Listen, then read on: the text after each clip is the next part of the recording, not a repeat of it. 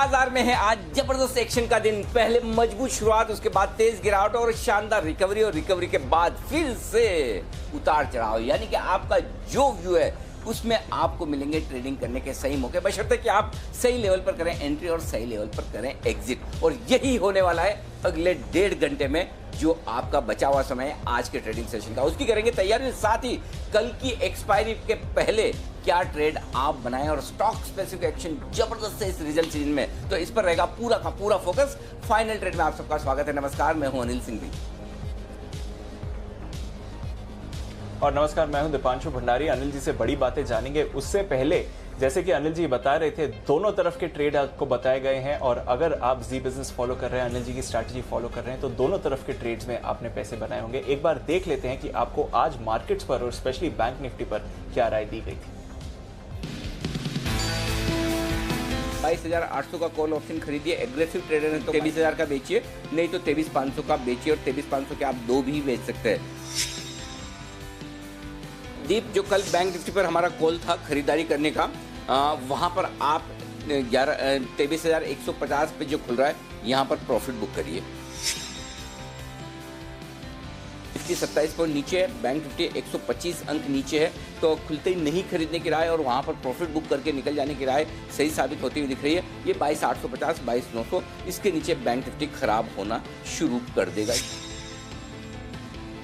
तो खुलते ही खरीदना नहीं है। तेजी के मार्केट में भी बेचना अपने आप में एक आर्ट है, और सही लेवल पर बेचना अपने आप में आर्ट है। तो अगर आप जी बिजनेस के साथ है तो आपको सही वक्त पर प्रॉफिट बुकिंग करने का मौका मिला। आपको सुबह खुलते ही बोला था जितना गैप से खुले उतना तुरंत प्रभाव से प्रॉफिट बुक करिए। पहला सपोर्ट लेवल निफ्टी पर 11,100 का है। अब बैंक निफ्टी बाय जोन की तरफ आ रहा है। देखिए, अब सबको लगेगा खराब है, मैं फिर कह रहा हूँ अब बाय जोन की तरफ आ रहा है। तो एग्जैक्टली 22,600-700 की रेंज में इसको सपोर्ट लेना था, उस सपोर्ट को लेकर वापस से ऊपर जाने को तैयार होता हुआ दिख रहा है। तो बैंक निफ्टी यहाँ पर आपको खरीदारी करनी है 22,775, 22,800 की रेंज में।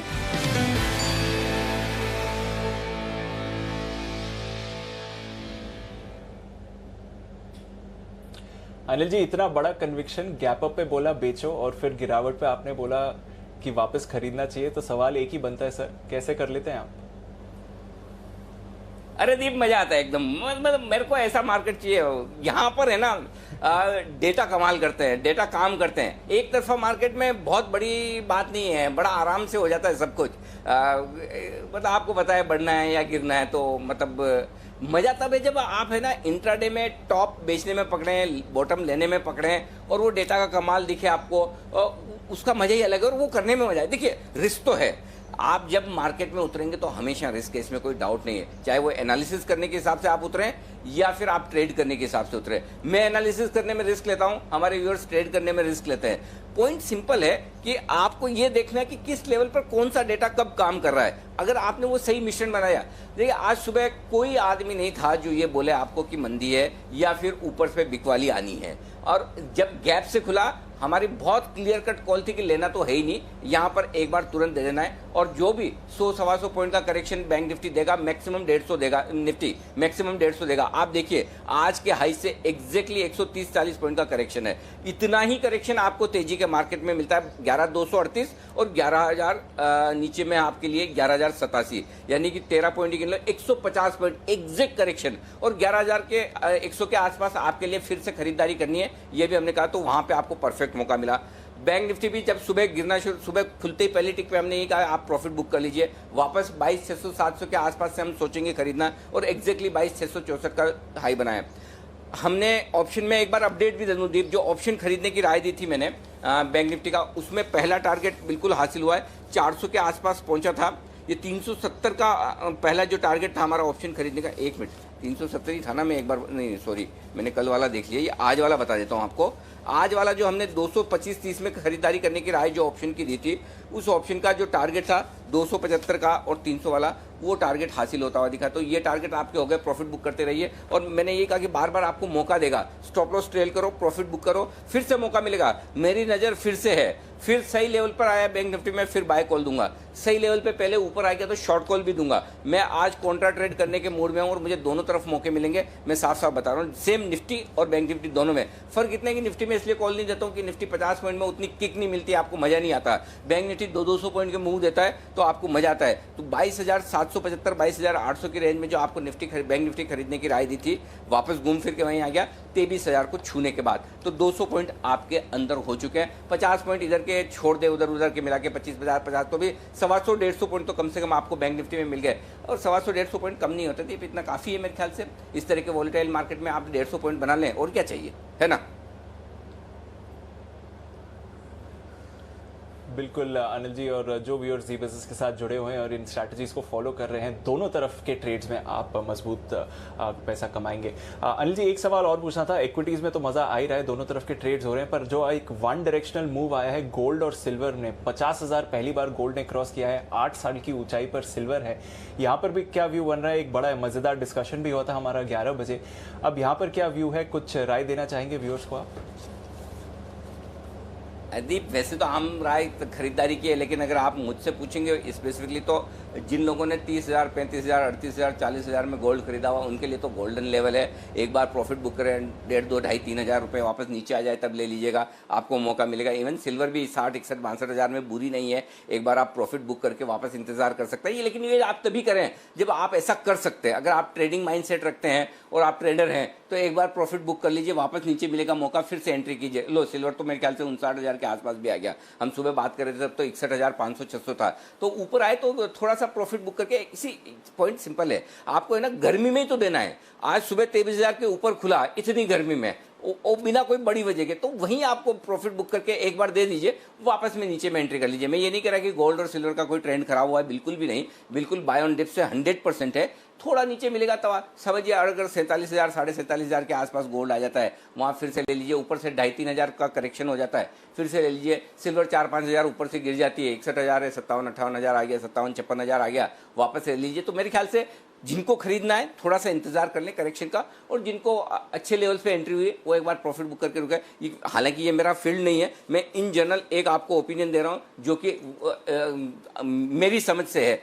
दूसरी चीज, एक चीज और ओपिनियन देना चाहता हूँ दीप, जिस पर आज सबसे ज्यादा सवाल आ रहे हैं लोगों के, वो है M&M फाइनेंस को लेकर लोग बड़े कंफ्यूज हैं कि हुआ क्या है आखिर। तो आप मुझे थोड़ा सा समय दें।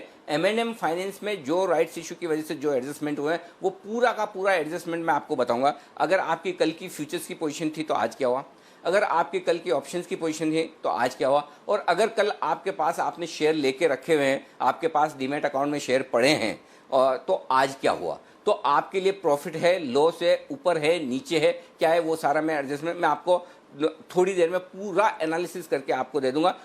और चाहे तो एक काम कर सकते हैं, आप 2:45 का 2:40 का टाइम फिक्स कर दीजिए, टीज कर दीजिए। 2:40 में मैं आपको बताऊंगा M&M फाइनेंस पर पूरी स्ट्रेटेजी, M&M फाइनेंस में क्या हुआ, कैसे हुआ, वो मैं आपको पूरा बताने वाला हूं। तब तक एक बार भसीन साहब को कर लेते हैं कार्यक्रम में शामिल, और भसीन साहब के लिए बिल्कुल स्वागत करते हैं भसीन के हसीन शहर में भसीन साहब का।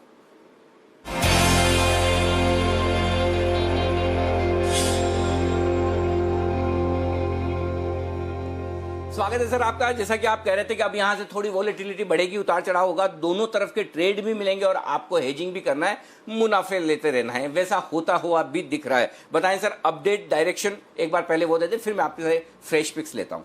हाँ, तो गुड आफ्टरनून। देखिए अनिल जी, करेक्शन तो अनिवार्य था, और आज मैंने जैसे कहा लार्ज कैप्स में ज्यादा प्रेशर है, बिकॉज इंडेक्स 5 दिन से बढ़ा है और यहाँ यू शुड एक्सपेक्ट के अच्छी प्रॉफिट बुकिंग आएगी। लेकिन थीम्स अभी भी कायम है। सीमेंट और पीएसयूज यहाँ से आउट परफॉर्म करेंगी जैसे जैसे मार्केट करेक्ट होएगा, because smart money will buy PSUs on the back के प्राइवेटाइजेशन, और जो उनकी वैल्यूएशन है वो बहुत कंफर्टेबल है। तो पीएसयूज और सेलेक्ट बैंक्स जैसे the likes of federal bank, जिसपे मैं बहुत बुलिश हूँ, वो आउट परफॉर्म कर सकता है। लेकिन ऑटोज और एफएमसीजी में थोड़ी बहुत प्रॉफिट बुकिंग।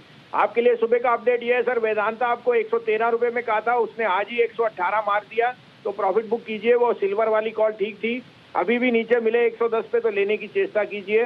उसके सामने गोदरेज कंज्यूमर था, वो बने रही है, 681 का स्टॉप लॉस है, 720 का टारगेट। बाकी मेरे जो जितने पीएसयू थे सब आउट परफॉर्म कर रहे हैं, एनटीपीसी, आरईसी, पीएफसी एनएमडीसी, कोल इंडिया, जो भी डिक्लाइन मिले लेने की चेष्टा कीजिए, दिस विल आउट परफॉर्म। अब आप कहें तो गोल 2 कॉल है सर, दोनों सेल की है। परफेक्ट, दोनों सेल के, क्या बात है, बताएं सर। हाँ सर, तो हेज करना है, काफी कॉल्स लॉन्ग की हैं। पहला सेल है सर बजाज फाइनेंस, 3245 से 55 में बेचिए, 3310 का स्टॉप लॉस, 3075 से 3100 का टारगेट। और दूसरा सेल है सर टाटा मोटर, 106 पे बेचिए, 109.10 का टारगेट, 100 रुपए 8 आने से 1 रुपए का टारगेट। 50 में से 101 का टारगेट, 109 का stop loss, right sir?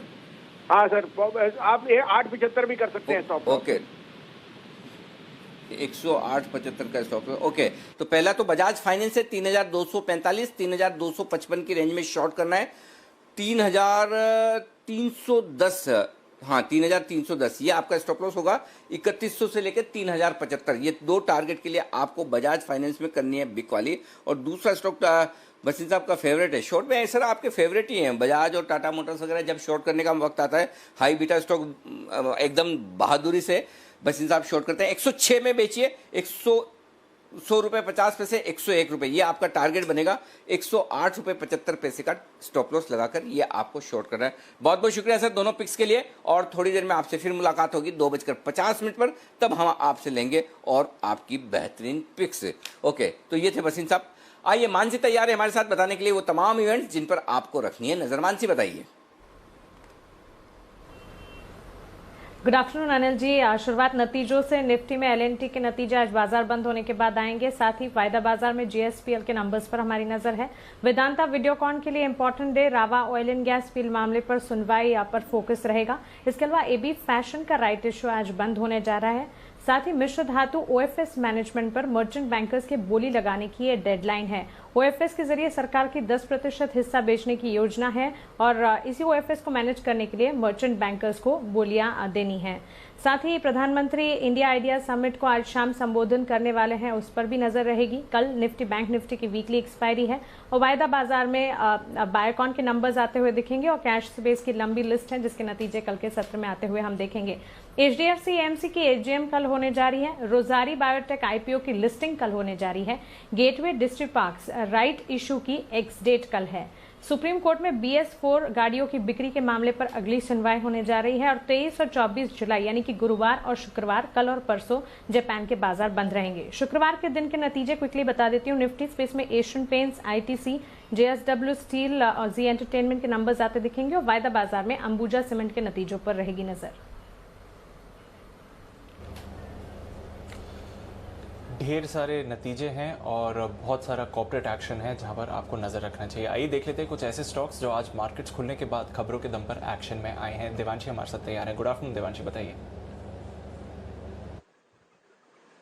Good afternoon Deepanshu. आज नतीजों पर ही नजर करते हैं। बजाज ऑटो इसके नतीजे आए थे और ऐसे चैलेंजिंग टाइम्स में आप देखिए नंबर्स मुताबिक जो अनुमान था उसके मुताबिक आते हुए दिखे। मुनाफा हल्का सा बेहतर आता हुआ दिखा। इस बार करीब 53% की गिरावट हमने मुनाफे में देखी है 528 करोड़ पर। साथ ही जो आय है उसमें 60% तक की गिरावट देखी है, 3080 करोड़ के करीब आता हुआ दिखा है। कामकाजी मुनाफा इस बार 66% तक का घटता हुआ दिखा और मार्जिन आप देखिए 15.5% से घटकर करीब 13.3% पे आते हुए दिखे, जो कि से हल्के से बेहतर है। एलिम्बिक फार्मा के नतीजे इस बार शानदार आते हुए दिखे हैं। इस पर आप नजर रखिए क्योंकि मुनाफा इस बार करीब 144% बढ़ता हुआ दिखा है। 124 करोड़ के सामने 301 करोड़ का मुनाफा कंपनी ने पोस्ट किया है। आय में भी 40% से ज्यादा की बढ़त है। कामकाजी मुनाफा इस बार 80% से बढ़ता हुआ दिखा और मार्जिन आप देखिए 24% से बढ़कर 30% पे आते हुए दिखे। तो ओवरऑल ऑपरेशनल नंबर्स भी काफी मजबूत हैं।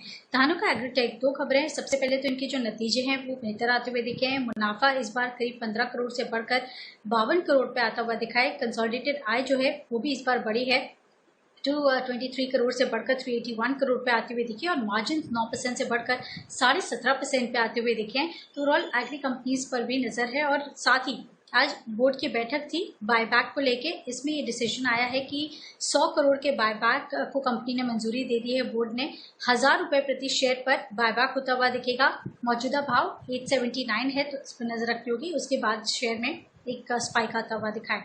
न्यूजेन पर नजर कीजिए। यहाँ पे जो आय है 31% घटती हुई दिखी है। कामकाजी मुनाफा 80% तक कम होता हुआ दिखा और मार्जिन आप देखिए 24% के सामने केवल 7.4% पे आते हुए दिखे हैं। और जो मुनाफा है उसमें भी इस तिमाही में 78% तक की गिरावट हमने देखी है। ये तिमाही आधार पर नंबर्स हैं। स्टील स्ट्रिप व्हील्स एक बार फिर कंपनी को 17,000 व्हील्स के लिए एक बड़ा ऑर्डर मिलता हुआ दिखा है। और साथ ही बलरामपुर चीनी और अन्य शुगर कंपनीज पर आप नजर रखें। आज सुबह हमने एक्सक्लूसिव खबर दी थी आपको कि सरकार की तरफ से 10,000 मीट्रिक टन चीनी के एक्सपोर्ट को मंजूरी मिल चुकी है। अक्टूबर 2020 से लेकर सितंबर 2021 के बीच में एक्सपोर्ट होते हुए दिखेंगे। तो इसके चलते सारे शुगर स्टॉक्स और बलरामपुर चीनी स्पेसिफिकली इस पर एक्शन दिखता है। ओके, शुगर स्टॉक्स पर आप भरपूर एक्शन देख रहे हैं हमारी एक्सक्लूसिव खबर के बाद। आइए हमारे गेस्ट के साथ भी जुड़ लेते हैं, जान लेते हैं कि अब मार्केट का एक्शन कैसा रहेगा और किन स्टॉक्स पर आपका फोकस होना चाहिए। राकेश जी, कुणाल जी हमारे साथ जुड़े हैं, वाकले साहब हमारे साथ हैं इस समय, जय ठक्कर, किरण जाधव और आशु मदान भी हमारे साथ जुड़ रहे हैं। बहुत बहुत स्वागत है आप सबका। मार्केट्स में थोड़ी अब गिरावट आ रही है। बैंक निफ्टी 65 अंक नीचे है, निफ्टी 75 अंक नीचे आते हुए दिख रहा है। तो जो ओपनिंग की तेज़ी रही वहाँ से फिर आप गिरावट आते हुए देख रहे हैं। देखते हैं किस तरह के एक्शन आगे आते हुए दिखेगा। वागले साहब, मुथूट और मणप्पुरम दोनों आज फिर से एक्शन में दिख रहे हैं। मुथूट अब 1300 के पार गया है और मणप्पुरम यहाँ पर अच्छी तेज़ी बनी थी, अब उन लेवल से 178 का हाई टच करके 172 तक फिसला है। क्या ये वापस एंट्री का लेवल है या फिर जिस तरह से थोड़ी वीकनेस आ रही है प्रॉफिट बुक कर लेना चाहिए? क्या एडवाइस देंगे आप? आफ्टरनून दीपांशु, मेरे हिसाब से दोनों स्ट्रांग है, लेकिन मार्केट का माहौल देख के मैं थोड़ा सा बाय करना अवॉइड करूंगा क्योंकि मेरे रडार पर ज़्यादा सेल कॉल्स आ रहे हैं, तो मैं थोड़ा सा वेट करूंगा। लेकिन आप अगर लोअर लेवल पे है, क्योंकि मुथूट ने तो 1270 के आसपास ब्रेकआउट दिया था, तो आप वो लेवल पे है तो स्टॉप लॉस ऑफ कॉस्ट या थोड़ा ऊपर करके वेट कर सकते हैं। मुझे इसमें कोई वीकनेस दिखाई नहीं देती। ओके, वेट कर सकते हैं, पर अब जो मार्केट की डायरेक्शन है at least in the short term थोड़ी गिरावट की तरफ ज़्यादा आती हुई दिख रही है और हम वैसा प्रेशर भी इस समय मार्केट में बनते हुए देख रहे हैं। तो नज़र रखते हैं कि जिस तरह से एक्शन बन रहा है और कहां पर वीकनेस आएगी। कुणाल जी, एचयूएल में आज भारी बिकवाली आई है, 2240 के लेवल पर है। निफ्टी की वीकनेस में एक कॉन्ट्रीब्यूशन एचयूएल की तरफ से भी आता हुआ दिख रहा है, और वीकनेस देखते हैं इन लेवल से?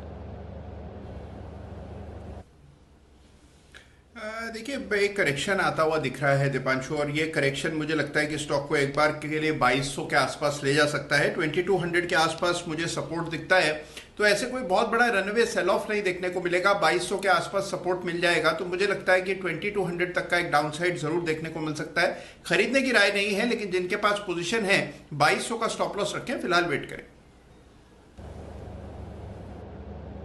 ओके, फिलहाल वेट करना चाहिए, यह है राय एचयूएल पर। जय, बैंक निफ्टी में आज अब ऊपरी स्तरों से गिरावट जरूर आई है, बट एक्सिस बैंक अभी भी अपनी गेन्स होल्ड कर रहा है।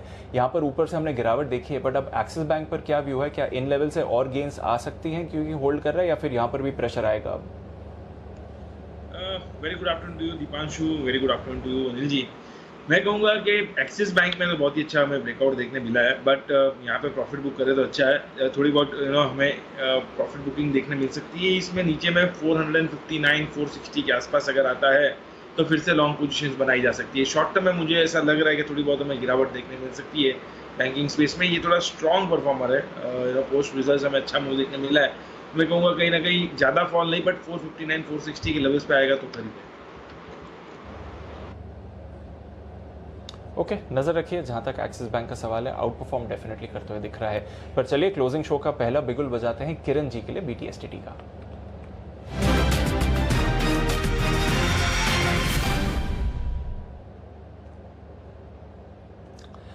बताइए किरण जी। दीप, वेरी गुड आफ्टरनून। जो स्टॉक वीक देखने को मिल रहा है वो है जुबिलेंट फूड्स, जो बेचने की सलाह है। अभी 1685 के करीब ट्रेड कर रहा है फ्यूचर्स का लेवल। मेरा स्टॉप लॉस 1700 1702 का रखने की सलाह होगी, और टारगेट्स के लिए मैं मानता हूँ 1663 1650। ये दो टारगेट्स आज के लिए, और कल के लिए टारगेट्स रहेंगे 1636 के।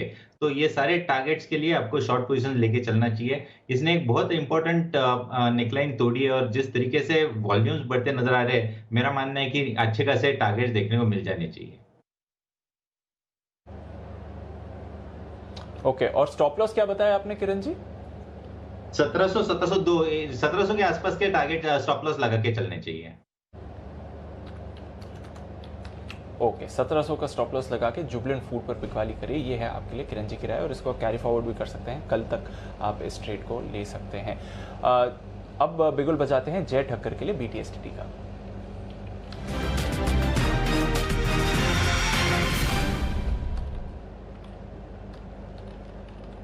बताएं जय।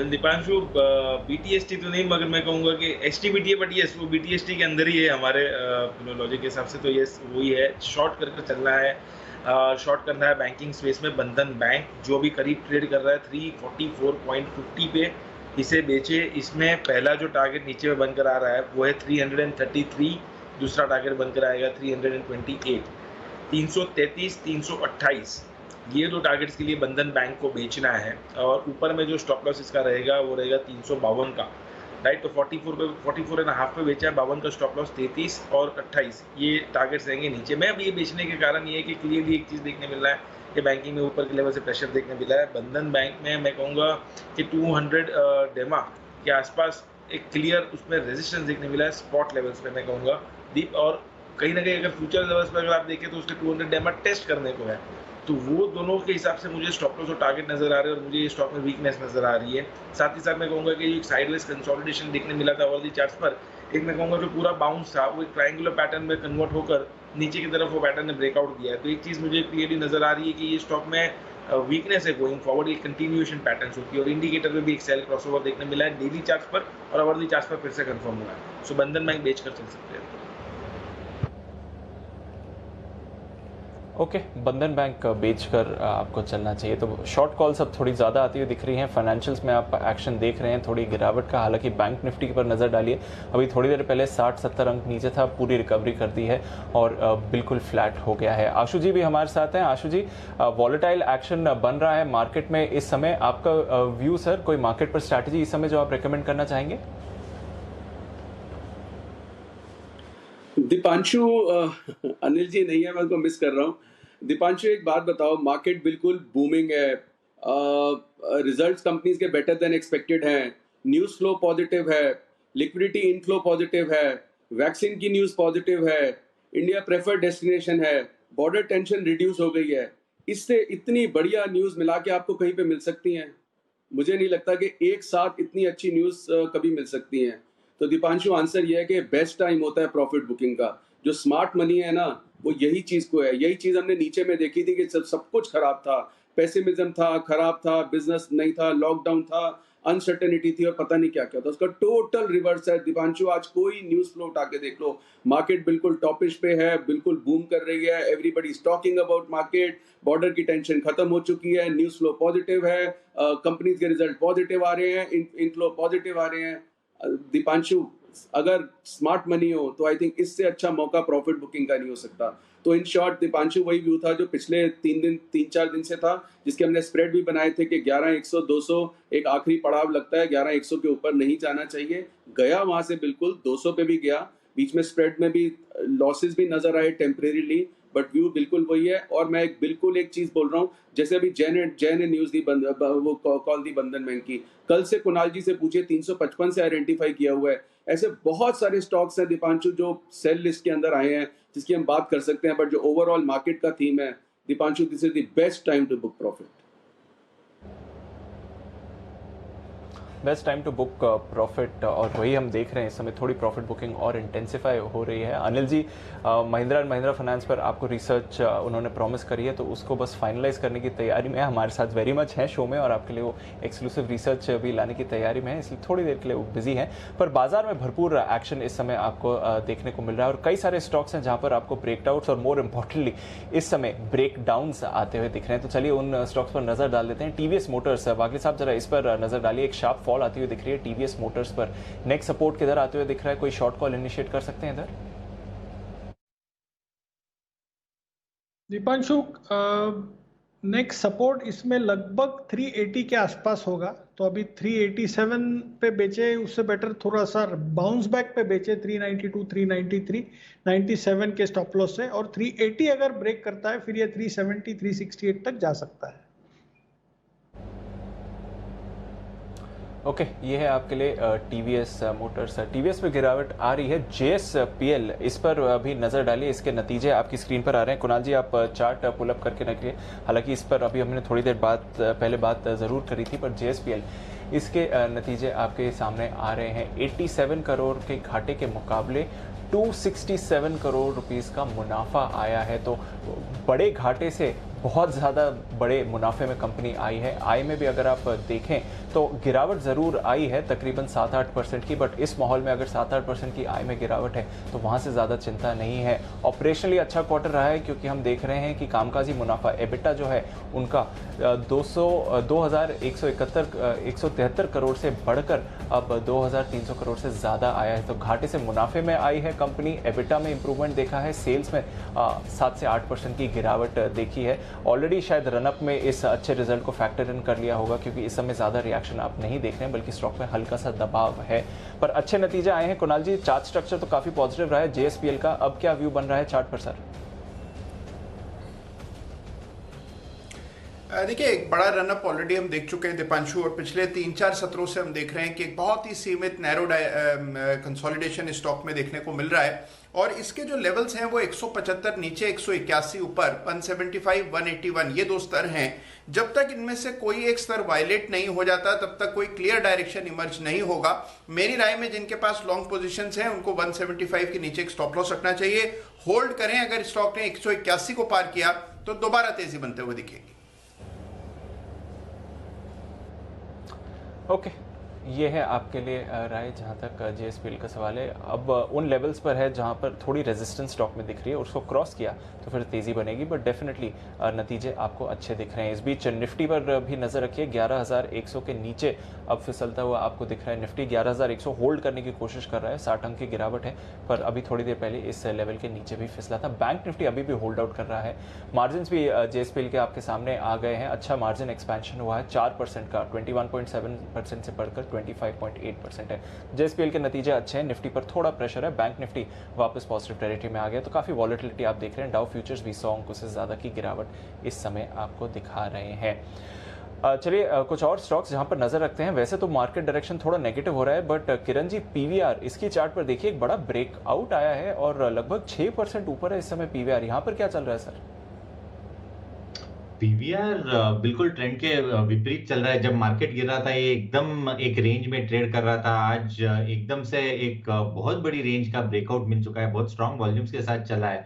तो मेरा मानना है कि ये एक स्ट्रांग कंटेंडर है और ऊपर जाने की। काफी शॉर्ट पोजीशन है इधर, और मेरा मानना है कि अभी जिनके पास लॉन्ग पोजीशन है उन्होंने ट्रेडिंग स्टॉप लॉस लगा के 1080 के ट्रेडिंग स्टॉप लॉस के साथ लॉन्ग पोजीशन रखनी चाहिए। मुझे लगता है और थोड़े से दमकम इस स्टॉक में है, जो कि ये स्टॉक 1145 के टारगेट दिला सकता है ये काउंटर। ओके, नज़र रखिए पीवीआर पर, वहाँ पर आपको अच्छा ब्रेकआउट इस समय आते हुए दिख रहा है। कुछ और स्टॉक्स जहाँ पर आप मूव देख रहे हैं। मुथूट में देखिए फ्रेश खरीदारी आ रही है, अब 7% ऊपर है मुथूट फाइनेंस। मनप्पुरम में वापस खरीदारी आती हुई दिख रही है। एक्सिस बैंक में थोड़ी फ्रेश खरीदारी इस समय आई है। Chola investment, Shriram transport, federal bank, इन सभी स्टॉक्स में देखिए तो फ्रेश खरीदारी के संकेत आ रहे हैं। उज्जीवन भी थोड़ा एक्टिव ट्रेड करते हुए दिख रहा है।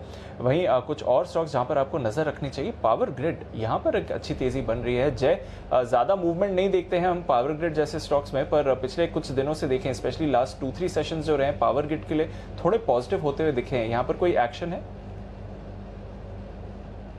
दीप काफी है 2 दिनों से। इनफैक्ट आप अगर वॉल्यूम्स देखेंगे, दैट स्पीक्स लाउड के बहुत ही बढ़िया मूव और एक बाइंग हमें इंटरेस्ट देखने मिल रहा है।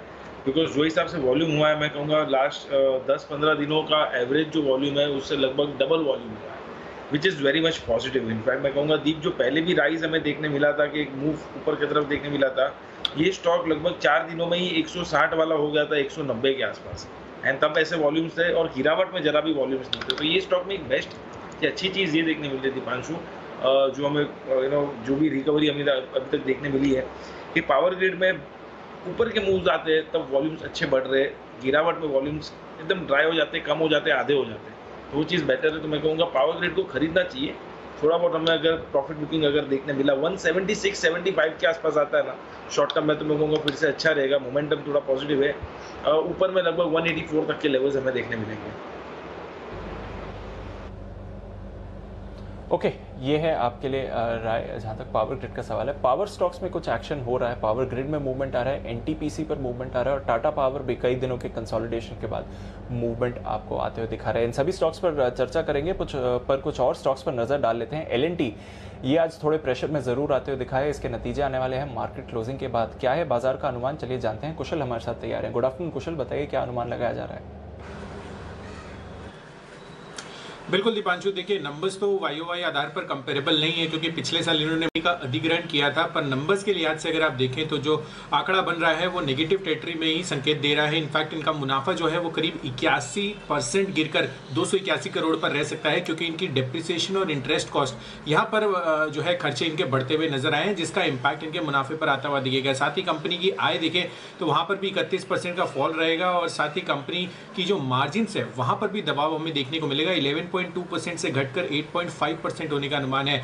इसमें इंपॉर्टेंट ये चीज है कि जिस हिसाब से कोविड-19 का इंपैक्ट हुआ है, लॉकडाउन की वजह से जो माइग्रेशंस हुए हैं, अब वहां पर वापस से एग्जीक्यूशन ट्रेंड कैसा बन रहा है, क्या लोग वापस आ रहे हैं, ये देखना इंपॉर्टेंट है। और दूसरा, कंपनी की जो ऑर्डर बुक है वहां पर कैसा ट्रेंड बन रहा है क्योंकि अभी जो एक्सपेक्टेशंस है वो 30 से 35% ऑर्डर बुक जो है इनके नए ऑर्डर्स में गिरावट की एक्सपेक्टेशंस है। तो आगे के लिए क्या ट्रेंड है नए ऑर्डर बुक पे, ये देखना बेहद इंपॉर्टेंट होगा। ओके, नज़र रखते हैं एलएनटी पर और स्पेशली जिस तरह से एग्जीक्यूशन हुआ है और ऑर्डर बुक पर क्या आउटलुक आता है वहाँ पर देखना ज़रूरी है। पर चलिए 2:30 बज गए हैं, सही समय है जानने का अनिल जी की इस समय की स्ट्रैटेजी क्या है।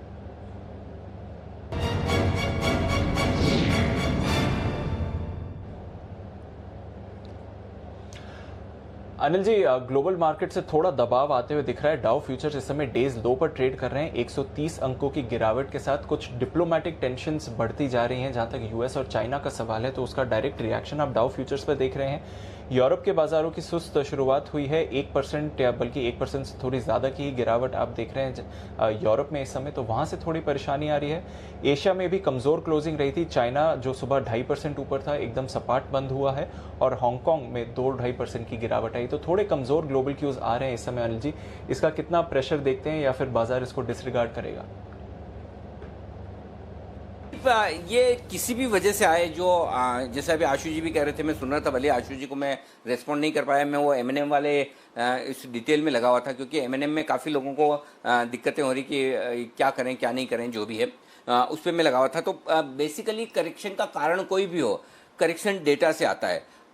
फ़र्क इतना है कि डेटा से सुबह आए या शाम को आए, आज आए या कल आए, थोड़ा सा फर्क पड़ सकता है। 1.87 का पुट कॉल रेशियो 11,200 के लेवल पर हाईएस्ट ओपन इंटरेस्ट और विक्स 25 के नीचे, नो ब्रेनर है कि आपको करेक्शन आना है। और सुबह शायद आशु जी इस बात की दाद भी देंगे और स्वीकार भी करेंगे कि मैं अकेला था जो कह रहा था कि खुलते आप बेचिए, खरीदिए मत, और वहां से करेक्शन हुआ भी। वो तो जो होना था हो गया। अब क्या 11,000 के नीचे नहीं जाएगा, ये भी आप इत्मीनान रखिए। कम से कम अभी तो जो संकेत है उसके मुताबिक आज और कल 11,000 होल्ड होना चाहिए। 11,200 के पार निकलना मुश्किल होगा, ये भी साफ दिख रहा है। उसकी वजह बता दूं, दोनों जगह वीकली सीरीज जो कल एक्सपायर होने वाली है, 41 लाख शेयरों का बराबर ओपन इंटरेस्ट है इस दोनों ही जगह। अब आप उसके बीचों बीच 11,100 पर है। 11,100 मेक और ब्रेक है। अगर आप 3:05 के पहले 11,100 के नीचे ट्रेड करते हैं, वक्त बिताते हैं, तो आपको करेक्शन देखना पड़ेगा। और ये करेक्शन आपको कम से कम 11,025, 11,040 की रेंज तक का, यानी कि यहाँ से 50-75 पॉइंट के और करेक्शन के लिए आप तैयार हो जाइए। अगर आपसे 11,100 नहीं संभलता है तो क्योंकि 11,100 के पुट पर 35 लाख शेयर है, उसमें से 12 लाख शेयर तो आज अति उत्साहित लोगों ने आज ही किए हैं और नए बनाए हैं, तो वो तेजी की पोजीशन है। इसलिए 11,100 आपके लिए मोस्ट इंपॉर्टेंट सपोर्ट है इस वक्त। और इसके नीचे अगर आप थोड़ी देर रह गए तो आपके लिए 50-75 पॉइंट की जगह और बन जाएगी, और तब आपको 11,000, 11,025 की रेंज में निफ्टी आता है। वहां आपको शॉर्ट भी काटनी चाहिए और फ्रेश खरीदारी भी करनी चाहिए आज के लिए। ये लेकिन 3 बजे तक के लिए आपका ट्रेड है अगर ये होता है तो। और अगर 11,000 का सपोर्ट लेकर वापस ऊपर चले जाते हैं तो फिर आपको 11,200 के आसपास यहां पर आपको फर्स्ट क्लास प्रॉफिट बुकिंग करनी चाहिए। 11,175 पे ही कर लीजिए। 11,175 से 11,225 आपके लिए शॉर्ट जोन है, वहां पर प्रॉफिट बुकिंग भी करिए, शॉर्ट पोजीशन भी बनाइए। ये राय है निफ्टी पर, बहुत क्लियर है। 11,000 11,025 के आसपास खरीदना भी है, शॉर्ट भी काटनी है। 11,175 के 11,200 के 225 की रेंज में अपनी तेजी की पोजीशन भी बेचना है, शॉर्ट भी करना है। 11,000 मेक और ब्रेक लेवल है, अगर इसके नीचे तो नीचे का ट्रेंड बन जाएगा और इसके ऊपर है तो ऊपर का बन जाएगा। अभी जिस तरह से सिचुएशन दिख रही है पिछले कुछ मिनटों में बिल्कुल वहीं पर ट्रेड कर रहा है, ये आप नजर में रखिए। अब आ जाइए बैंक निफ्टी, 22,750 इस वक्त ट्रेड कर रहा है। 22,500 इमीडिएट सपोर्ट है बैंक निफ्टी पर, उसके नीचे नहीं जाएगा। तो 22,500 22,600 की रेंज में आपको शॉर्ट काटना है और हल्की फुल्की खरीदारी वहां पर करनी है। 23,000 के ऊपर नहीं निकलेगा, क्योंकि न सिर्फ मंथली वीकली बल्कि मंथली में भी हाईएस्ट ओपन इंटरेस्ट कॉल्स पर वही है 11 लाख शेयरों का, तो वहां पर आपके लिए रुकावट है। तो 22,900 23,000 की रेंज में प्रॉफिट बुक करना है और 22,500 22,600 के आसपास वापस, तो इस 500 पॉइंट की रेंज को ट्रेड करना है। तो 22,750 पर नो ट्रेड है, कुछ नहीं करना है, शांति से देखिए, इस रेंज के एक तरफ आने दीजिए, पहले किधर आता है उस हिसाब से एक कॉल लेंगे और कॉन्ट्रा कॉल लेंगे, ये क्लियर कट है। जो लोग कॉन्ट्रा ट्रेड नहीं करना जानते वो शांति से बैठे। बाय ऑन डिप्स का मार्केट है, अभी भी कहीं कुछ नहीं बिगड़ा है। 4 दिनों का हफ्ता होता है, एक्सपायरी वाले गुरुवार के पहले 3 ट्रेडिंग सेशन और होते हैं। आमतौर पर जो तेजी का मार्केट है 4 में से 3 दिन तेजी रहती है, एक दिन करेक्शन होता है, वो एक दिन मंडे हो सकता है, ट्यूसडे हो सकता है, वेडनेसडे हो सकता है, ना हो तो थर्सडे हो सकता है। तो आज वेडनेसडे वाला दिन है जो करेक्शन के तौर पर है, हो सकता है 1 से 1.5 दिन का करेक्शन हो। आज सुबह के से जो शुरू हुआ है हो सकता है कल सुबह तक दोपहर तक चले, फिर से बाजार वापस अपनी रफ्तार पकड़े। तो इंपॉर्टेंट लेवल को आने दीजिए, वहां से फिर खरीदारी कीजिएगा। तो अपने लेवल से ट्रेड कीजिए, चाहे ट्रेड तेजी का हो चाहे मंदी का, और बाजार आपको मौके देगा, ये निश्चिंत रहिए। हड़बड़ी में जल्दबाजी में करना ही है, इस चक्कर में मत पड़िए। बस ये इतनी सी राय है। जी दीप। बिल्कुल अनिल जी, तो इन लेवल्स पर ट्रेड नहीं करना है, आपको एक ब्रॉड रेंज दे दी है 400 450 अंक की बैंक निफ्टी की, उसी में आप ट्रेड करिए। डिप पर खरीदारी, रैली पर सेल, और सिमिलरली निफ्टी 200 पॉइंट की रेंज है, डिप पर खरीदिए और फिर ऊपरी लेवल्स पर आप वापस बिकवाली कर सकते हैं। ये तो रही मार्केट की स्ट्रैटेजी, और क्या एक्शन देख रहे हैं सर? बाकी तो दीप बस एक्शन भरपूर है और जितना चाहिए उतना है। आप बोलिए कहाँ कहाँ एक्शन करना है, सब कुछ तैयार है। और सबसे बड़ा एक्शन करने के लिए तैयार है हमारे संवाददाता अनुराग शाह।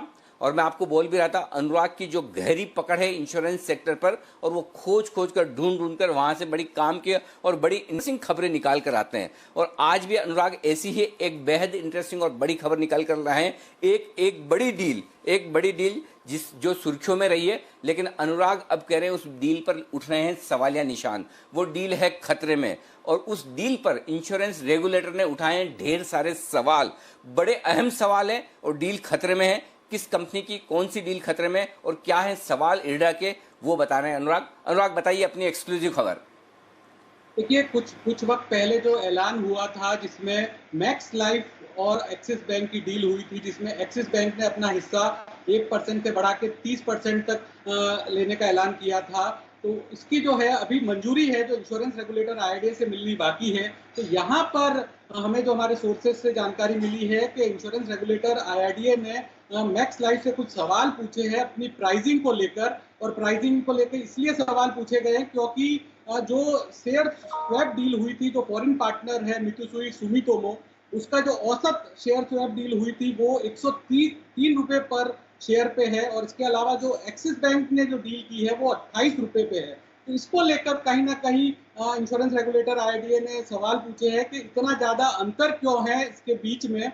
इसके अलावा ये भी एक चर्चा की जा रही है, सवाल पूछे गए कि क्या आगे चलकर मैक्स लाइफ का मैक्स फाइनेंशियल के अंदर मर्जर होगा, तो उस मर्जर को लेके भी IRDAI ने पूछा है, क्योंकि आपको याद होगा कि जब पहले डील हुई थी मैक्स लाइफ और HDFC लाइफ की 2017 के अंदर, तो वहां पर यही आर्टिकल 35 जो IRDAI का है उस वजह से एक पेज फंस गया था। तो क्या आगे चल के इसको लेकर भी एक सफाई देनी है। हालांकि जानकारों का ये कहना है कि जो डिफरेंस है जो मित्सुबिशी सुमितोमो के साथ जो डील हुई है 103 रुपए के पर शेयर के हिसाब से, और अभी जो एक्सिस के साथ हुई है 28 रुपए के हिसाब से, इसके लिए बड़ा अंतर इसलिए भी है क्योंकि एक्सिस बैंक जो है वो बैंक एश्योरेंस पार्टनर है मैक्स लाइफ का। मैक्स लाइफ के जो प्रोडक्ट है वो एक्सिस बैंक तो बैंक इंश्योरेंस पार्टनर की वजह से ये एक नोशनल जो वैल्यू है जिसकी वजह से इतना ज्यादा डिफरेंस है। तो ये कुछ चीजें हैं जो IRDAI समझना चाहता है,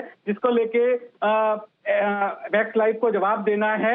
हालांकि जो हमने मैक्स लाइफ से जब इस जानकारी मांगी इस चीज को लेके, तो उनका ये कहना था कि ये एक सामान्य प्रक्रिया है, डील से जुड़ी जो कुछ चीजें होती है वो इंश्योरेंस रेगुलेटर के द्वारा मांगी जाती है, और ये जो डील है पूरी तरह से सही तरह पे आगे बढ़ रही है। बिल्कुल, ये है प्राइसिंग पर सवाल उठे हैं। अनुराग से लेना चाहता हूं, और वो ये कि क्या ये ऐसा होगा कि फिर डील पर थोड़ा लंबा समय लग सकता है, या डील नहीं हो सकती है, या डील रिवाइज प्राइस पर हो सकती है? 3 ऑप्शन है, तीनों में से क्या होने की संभावना सबसे ज्यादा है? अनुराग ये बताइए। इस तरह से अभी जो संकेत मिल रहे हैं उसमें ये तो साफ साफ है कि कुछ ना कुछ चीजें जरूर है, और मैक्स लाइफ ने खुद ने माना है कि कुछ जानकारियां मांगी गई है IRDAI की तरफ से, और इसको लेकर उनका मतलब कहना ये है कि एक्सिस एक ब्रांड है, और मैक्स लाइफ का जो इस्तेमाल होगा उस ब्रांड पे, तो ये एक बड़ी वजह है जिसकी वजह से प्राइसिंग में इतना ज्यादा डिफरेंस है। लेकिन अमूमन ये सवाल तो उठता ही है कि प्राइसिंग को लेकर इतना ज्यादा डिफरेंस है, तो समझ में ये आ रहा है कि किस तरह का जवाब दिया जाता है मैक्स लाइफ के द्वारा। अगर वो इंश्योरेंस रेगुलेटर उससे सेटिस्फाई हो जाता है कि डिफरेंस की वजह ये है, और इंश्योरेंस रेगुलेटर को लगता है कि इन वजह से जो जस्टिफिकेशन है मैक्स लाइफ का वो सही है, तो डील थ्रू हो जाएगी। लेकिन ये बात तो तय है कि थोड़ा वक्त लगेगा। जितना माना जा रहा था कि इतने आसानी से ये डील पूरी हो जाएगी, वो अभी हाल की कंडीशन में नहीं दिख रहा है।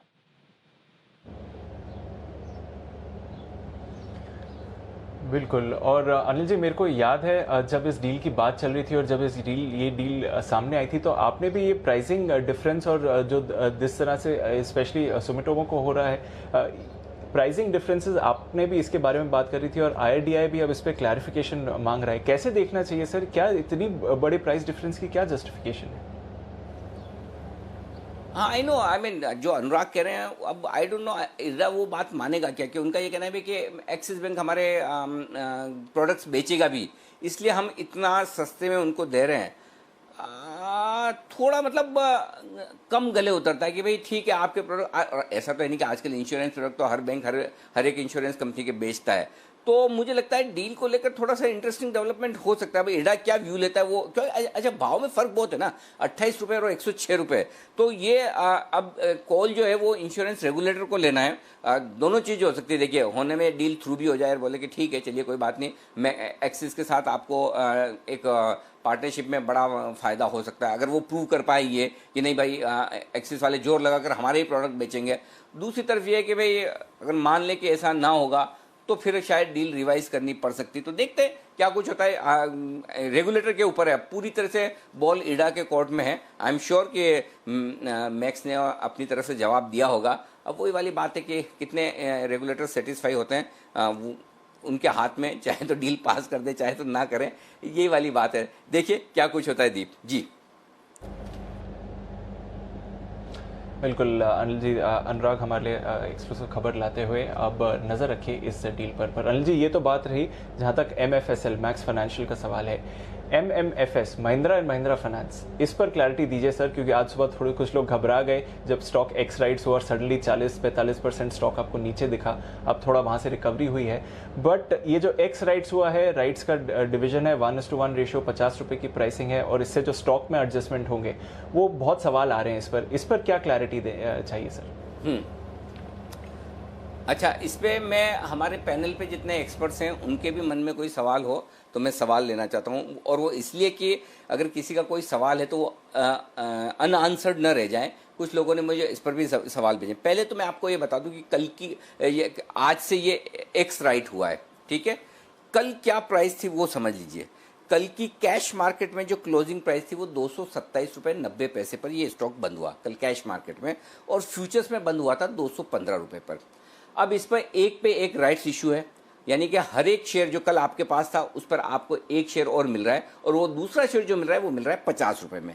अब इसी का एडजस्टमेंट होना था। आज पूरा हिंदुस्तान ये सोचकर टेंशन में कि अचानक से M&M फाइनेंस में क्या हो गया। एक तो क्या होता है, लोग शेयर खरीद लेते हैं और कुछ ध्यान रखते नहीं, मतलब उनको खाली यही है कि 225 में खरीदा है, 235 में बेचना है। भाई साहब, जब शेयर खरीदते तो थोड़ा सोचिए, देखिए कौन सी डेट्स इंपॉर्टेंट है। ये खाली वो है ना, बिना दिमाग लगाए, बिना मेहनत किए, खाली 5-10 रुपए कमाने वाला, और फिर अचानक से आपको पता चलता है कि ये तो 80-90 रुपए नीचे ट्रेड कर रहा है, फिर आपको आता है तनाव। ये स्क्रीन लगा कर रखिए। मैं पहले इस स्क्रीन को समझा दूं। पहले कैश का समझा रहा हूँ, फ्यूचर्स बाद में समझाऊंगा। 227 रुपये 90 पैसे की कल की क्लोजिंग थी। 50 रुपये राइट्स इश्यू का मिल रहा है और रेशियो सेम है 1:1। तो पहले तो 50 रुपये उसमें से कम कर दीजिए। तो एक तरह से आपकी राइट्स इश्यू के बाद की क्लोजिंग एडजस्टेड हुई 177 रुपये 90 पैसे। अब आपके पास एक शेयर था कल, और राइट्स इश्यू पे आप एंटरटेनमेंट हैं कल तक की बात कर रहा हूँ, तो 2 शेयर, तो इसका भाव कर दीजिए आधा।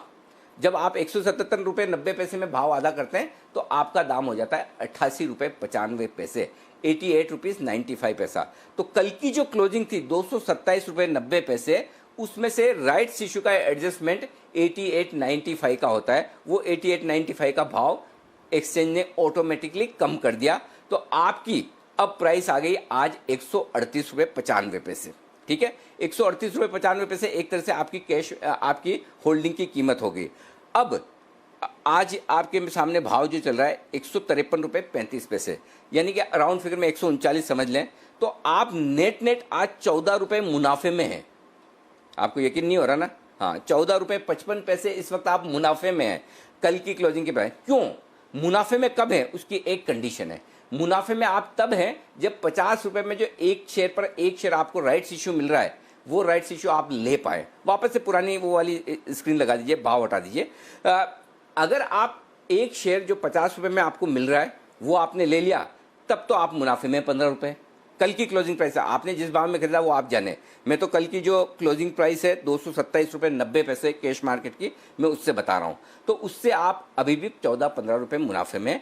उसके लिए क्या करना पड़ेगा? 28 जुलाई से 11 अगस्त, ये वो डेट है, नोट कर लीजिए, डेट भी लिख दीजिए। 28 जुलाई से 11 अगस्त महिंद्रा एंड महिंद्रा फाइनेंस का राइट्स इशू खुला रहेगा। आपके पास जो शेयर कल तक आपके डीमेट अकाउंट में थे, उस पर उतने के उतने शेयर के लिए आप राइट्स के लिए अप्लाई कर सकते हैं। आपको 50 रुपये में वो शेयर मिल जाएंगे। आपकी कॉस्ट एडजस्ट होकर ये आ गई, तो सीधी बात है, आपके पैसे बन गए। तो कल से आप 15 रुपये और ऊपर में हैं, ये आप समझ लीजिए, पॉइंट नंबर 1। अब जिन लोगों के पास स्टॉक पड़ा है उन्हें क्या करना चाहिए? जिन लोगों के पास कैश का स्टॉक पड़ा है, मेरे ख्याल से 153-54 रुपये अच्छी प्राइस है, आप बेच दीजिए। ठीक है, प्रॉफिट बुक कर लीजिए, आप मुनाफे में। और बचा हुआ जो आपके पास राइट्स इशू है, क्योंकि कल रिकॉर्ड डेट थी, कल आपके डीमेट अकाउंट में था, तो आप अब राइट्स इशू 28 तारीख को जब भी खुलेगा, आपको तब भी राइट्स इशू में पैसा लगाने का मौका मिलेगा। तो होगा क्या? आपकी एक तरह से 50% होल्डिंग आपकी एक तरह से बिक गई। एक पे एक राइट मिल रहा है ना, तो जितने शेयर पड़े हैं, अगर आप पूरा बेचना चाहें, आधा बेचना चाहें, जितना बेचना चाहें बेच दीजिए। अब जो राइट्स इशू में आपको अप्लाई करना है वो बाद में कर लीजिए। 28 जुलाई से 11 अगस्त के बीच में 50 रुपये में आपकी फ्रेश खरीदारी हो जाएगी। जब भी राइट्स इशू बंद होगा, आपको 50 रुपये के हिसाब से पैसे देने हैं, वो पैसे देके आपको शेयर आ जाएंगे। फिर जब मर्जी आए तब बेच दीजिएगा। तो आप पुराना शेयर बेच दें 153-54 रुपये में, चाहे पूरा बेचें, पार्ट बेचें। अगर आपको लगता है यहाँ से और बढ़ेगा तो थोड़ा कम बेचें। मेरे हिसाब से प्रॉफिट बुक कर लेना चाहिए, अच्छा दाम है, कोई दिक्कत नहीं। और अब बचे हुए जो शेयर हैं वो आप राइट्स इशू में अप्लाई कर दें। ये तो हो गया कैश मार्केट का। अभी तक कैश मार्केट से रिलेटेड आशु जी, कुणाल जी, राकेश जी, आपके दिमाग में कोई सवाल है तो मुझे बताओ, उसके बाद मैं फ्यूचर्स पे जाता हूँ। क्या मैं क्लियर हूँ जो मैंने समझाया? क्यों मैं इसलिए समझाना जरूरी है कि हमारे आमतौर पर जो रिटेल इन्वेस्टर से बहुत कन्फ्यूजन में है कि भाई ये क्या हो रहा है, क्या नहीं हो रहा है। अगर इसमें कोई डाउट है तो मुझे बताइए, कैश मार्केट से रिलेटेड किसी का कोई डाउट? नहीं अनिल जी, बिल्कुल क्लियर है। क्लियर है, ठीक है। तो अब कैश मार्केट में आपको 28 जुलाई से 11 अगस्त के बीच में राइट्स इशू खुलेगा, उसमें पैसा लगाना। अब आइए फ्यूचर्स का मामला थोड़ा सा कॉम्प्लिकेटेड है।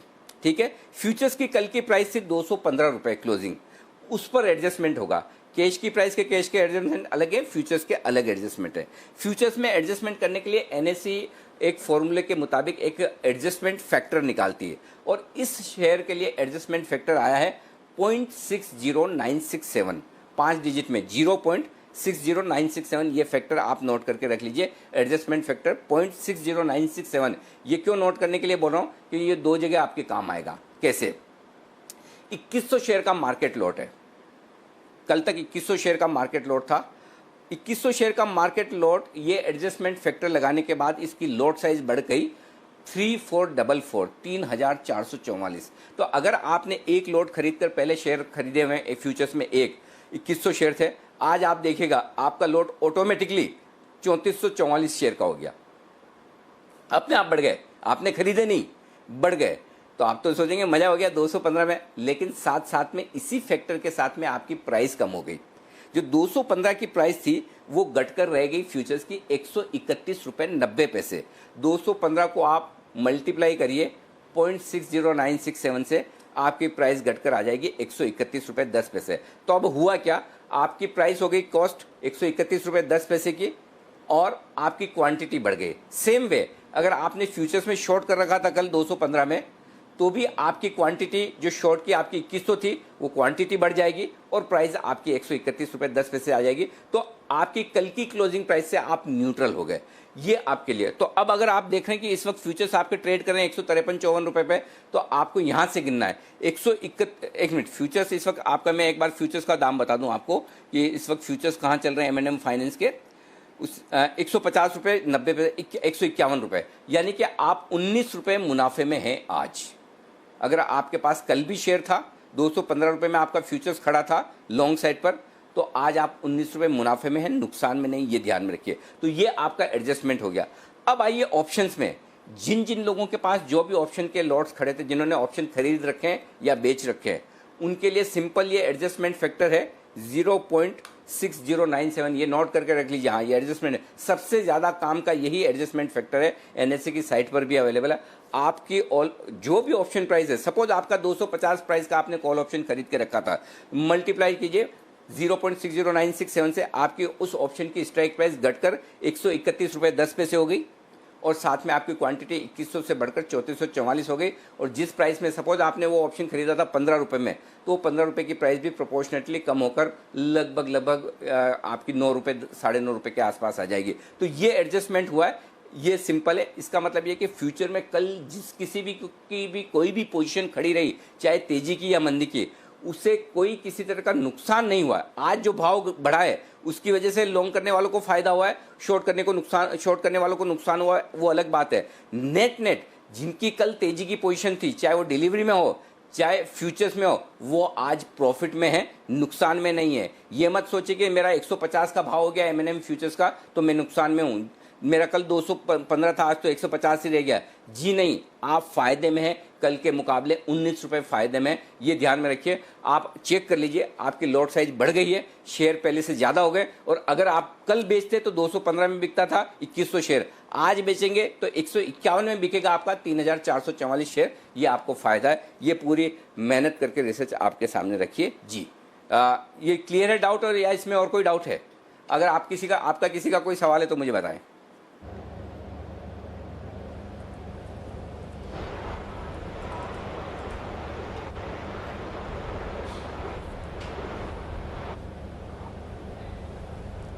सब क्लियर है? चलिए बहुत बढ़िया।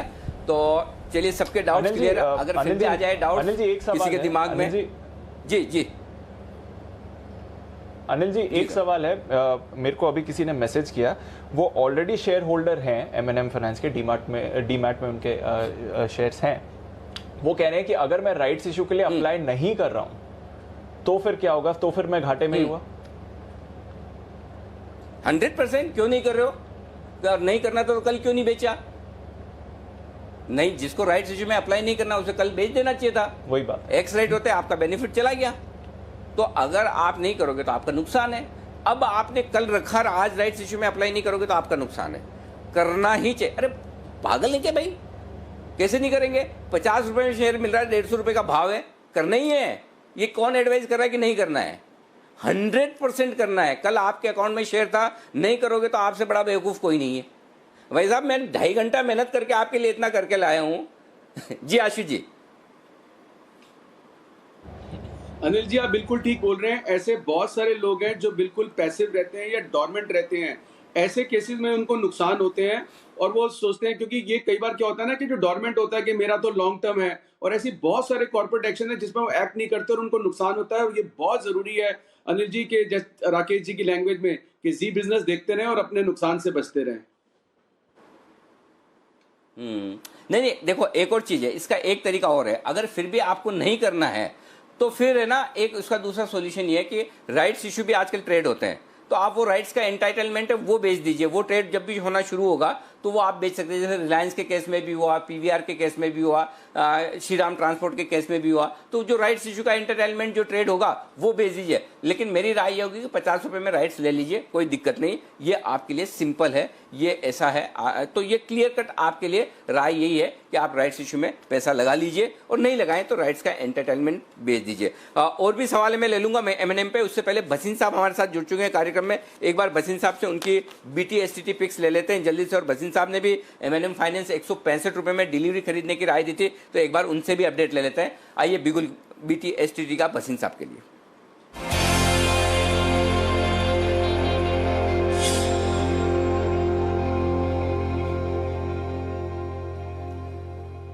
सर नमस्कार, स्वागत है। पहले तो सर एक चीज ये बताएं कि जिन लोगों को फायदा हो रहा है, एमएनएम फाइनेंस 165 रुपए में खरीदा हुआ है, अब एक्स राइट हुआ है, क्या करना चाहिए? होल्ड करें या डिलीवरी है तो प्रॉफिट बुक कर ले?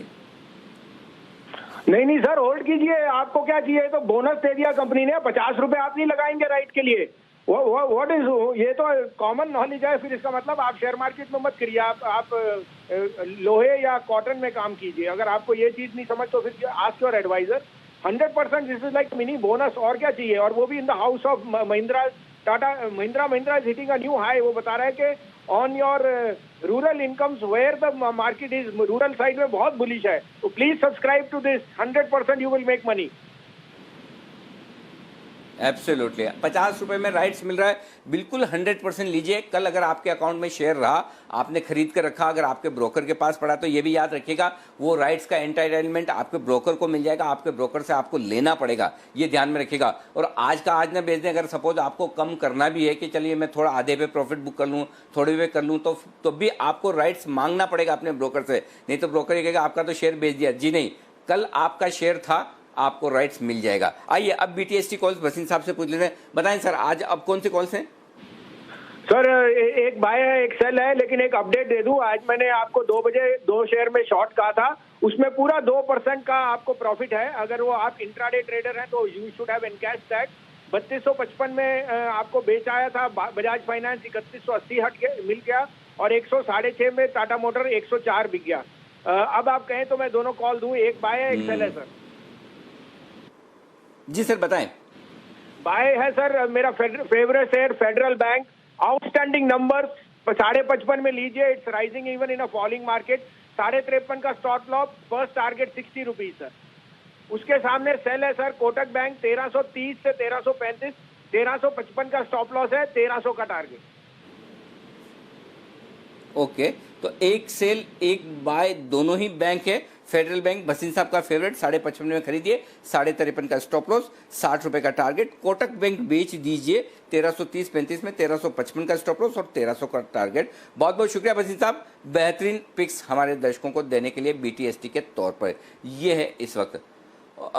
और दीप कुछ सवाल और इस पे राइट्स पे ये भी आ रहे हैं कि राइट्स में कब कैसे अप्लाई करना है। राइट्स का आपको ईमेल आएगा बाकायदा, आप चिंता न करें। 28 जुलाई से 11 अगस्त बहुत टाइम है अभी, आपको कंपनी बताएगी। आपको इलेक्ट्रॉनिकली करना है सब, और 50 रुपए के हिसाब से पैसे ट्रांसफर करने रहेंगे, वो सब होगा वक्त के साथ, सब होगा, सब चिंता मत करें, सब कुछ होगा, चिंता न करें, होल्ड करके रखें और राइट्स इश्यू में जरूर अप्लाई करें। जिन लोगों ने नीचे के दाम में, जब समझिए 150, 60, 65 रुपये में ले लिए, जिन्होंने सिर्फ शॉर्ट टर्म ट्रेडिंग के लिहाज से लिए, जिनको लंबा नहीं रखना, उनके लिए सिंपल फॉर्मूला है, कैश में बेच दो जो पुराना पड़ा है और राइट्स में अप्लाई कर लो, तो आपकी क्वांटिटी उतनी की उतनी रह जाएगी और 50 रुपये के दाम के आपके शेयर खड़े हो जाएंगे। और पुराने आपने जो भी खरीदे, फर्ज करें चलिए आपने जैसे समझिए 165 रुपये में आपने पहले शेयर ले लिया था, दीप 165 में शेयर लिया, ठीक है।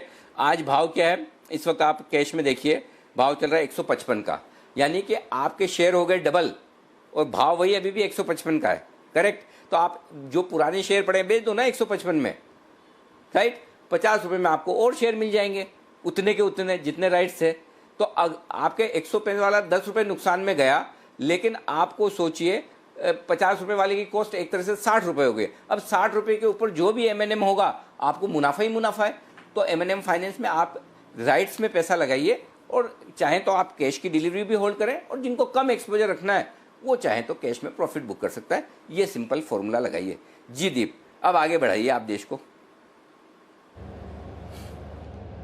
बिल्कुल अनिल जी, तो ये है आपके लिए क्लैरिटी जहाँ तक M&M फाइनेंस का सवाल है, इसके राइट्स इशू का सवाल है। और एक जो क्लैरिटी अनिल जी ने फिर से आपको दे दी है कि अगर आप शेयर होल्डर हैं, इसके डिलीवरी में आपके पास इसके शेयर्स पड़े हैं, तो आपको डेफिनेटली राइट्स में पैसे लगाने चाहिए अपने, आपका फ़ायदा ही होगा। चलिए कुछ और स्टॉक्स पर नज़र डाल लेते हैं। फार्मा शेयर्स में आज काफ़ी एक्टिव एक्शन आ रहा है। एक बार देख लेते हैं बायोकॉन, हालांकि ऊपर से, हाँ बायोकॉन पर बात करेंगे। देवांशी हमारे साथ प्रीव्यू के लिए तैयार हैं। उससे पहले विश्वेश चौहान के पास चलते हैं। एक्सपायरी के ऑप्शन के लिए हमारे साथ जुड़ रहे हैं। बिगुल बजाते हैं एक्सपायरी ऑप्शन का।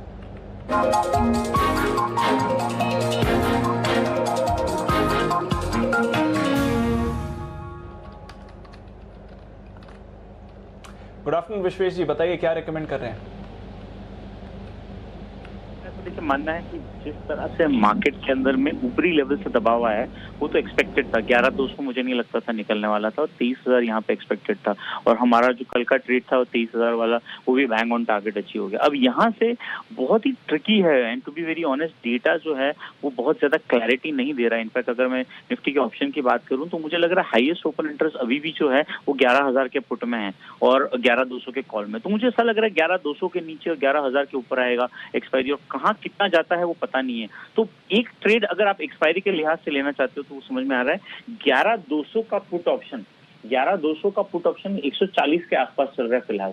और मुझे लगता है कि डाउ अभी 167 पॉइंट्स डाउन है। मुझे लगता है ये 140 वाला अगर आपको 120, 110 की रेंज में मिलता है, फिर से मैं बोल रहा हूँ कि अगर ये निफ्टी का 11,200 का पुट ऑप्शन आपको 120 से 110 की रेंज में मिलता है, तब आप बाय करिए, है ना, तब आप बाय करिए। और तब आप एक्सपेक्ट कर सकते हो कि यहाँ पे एटलीस्ट 170, 180 का टारगेट हो सकता है, और स्टॉप लॉस आपको उस केस में 80 रुपए का लगाना है। तो 11,200 का पुट लेना है, 120, 110 की रेंज में नीचे आए तो 80 रुपए का स्टॉप लॉस रखिएगा, और टारगेट एक्सपेक्ट करिएगा 170, 180। बिकॉज मुझे ऐसा लग रहा है कि मार्केट में एक वीवर तक का पुल बैक आएगा 11,110, 11,100 की ओर। अब 11,100 पे बहुत हेवी राइटिंग है, और अगर वो राइटर एक बार के लिए वापस अपनी पोजीशन डिफेंड करना शुरू करता है तो शायद ये थोड़ा नीचे मिल जाए, लेकिन स्ट्रक्चर थोड़ा सा डैमेज हो गया है। तो उस क्लास से 11,200 का in the money put option थोड़ा नीचे खरीदना अच्छी आइडिया होगी।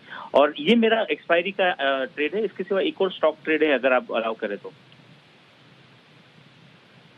पहले यार एक चीज ये बताओ, क्या नाम है आजकल आपका, विश्वेश जी, ये एक दिन में स्ट्रक्चर डैमेज कैसे हो जाता है? 5 दिन तक 100 पॉइंट बढ़ता है। आप है ना ज्यादा आशु जी को सुना मत करो जरा। अनिल जी, जब स्ट्रक्चर डैमेज बोल रहा हूँ तो मैं बताता हूँ आपको। बैंक निफ्टी में आज का जो हाई है सर वो 23,100 के आसपास है, तो डबल टॉप बन रहा है। प्लस बैंक निफ्टी में open is equal to high है। प्लस आज बैंक निफ्टी का जो क्लोज है वो कल की कैंडल के 50% मार्क के नीचे बनता है, तो उसको पियर्सिंग लाइन बोलते हैं।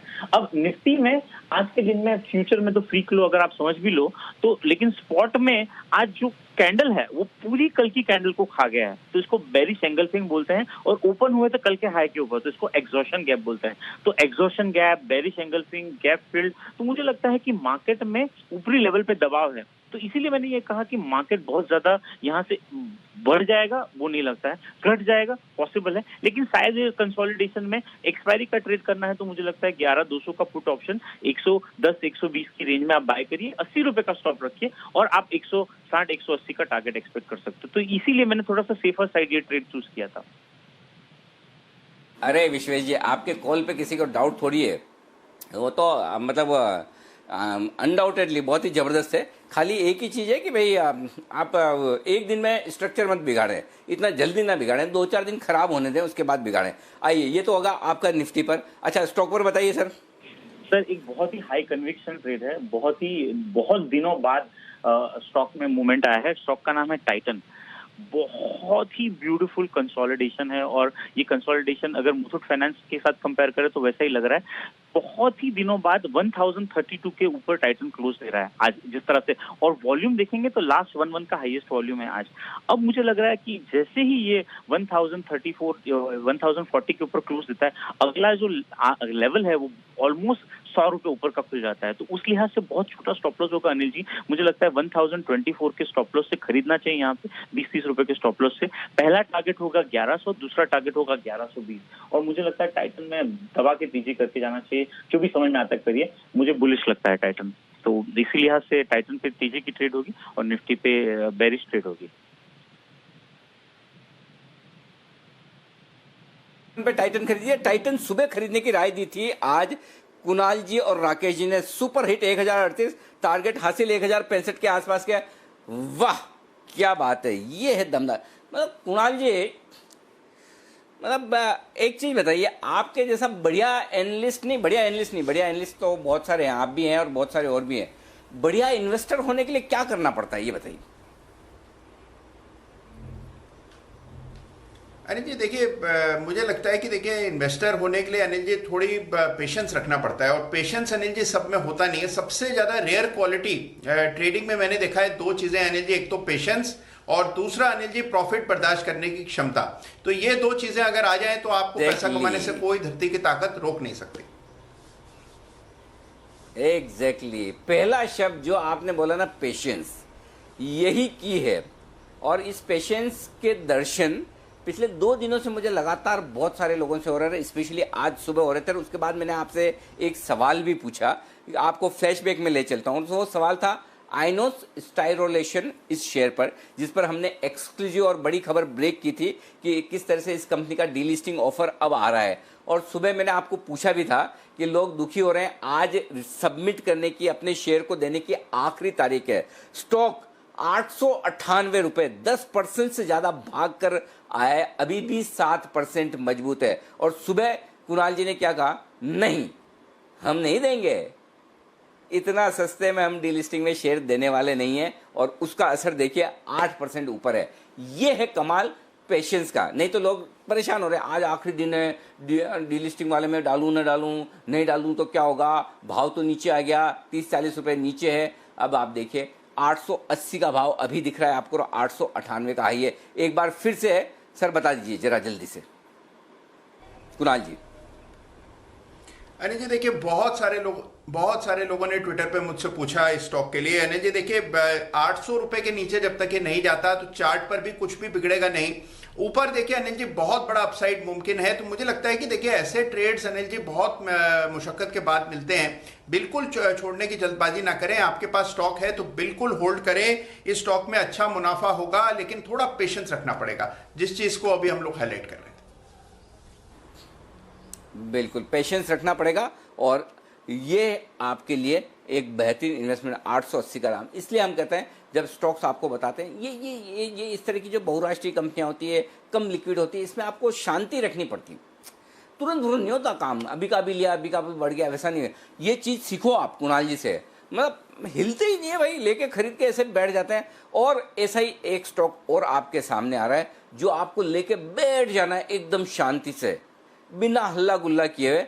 बहुत ही बेहतरीन कंपनी ये आ रही है, एक स्पेशल पिक, और ये स्पेशल पिक आ रही है कुणाल जी और राकेश जी की तरफ से। और वही एक और स्पेशल पिक आपके सामने आ रही है विकास सेठी साहब की तरफ से भी, शॉर्ट टर्म पिक। वो बहुत इंटरेस्टिंग चीज है, लेकिन उससे पहले कुणाल जी और राकेश जी तैयार है स्पेशल पिक का बिगुल।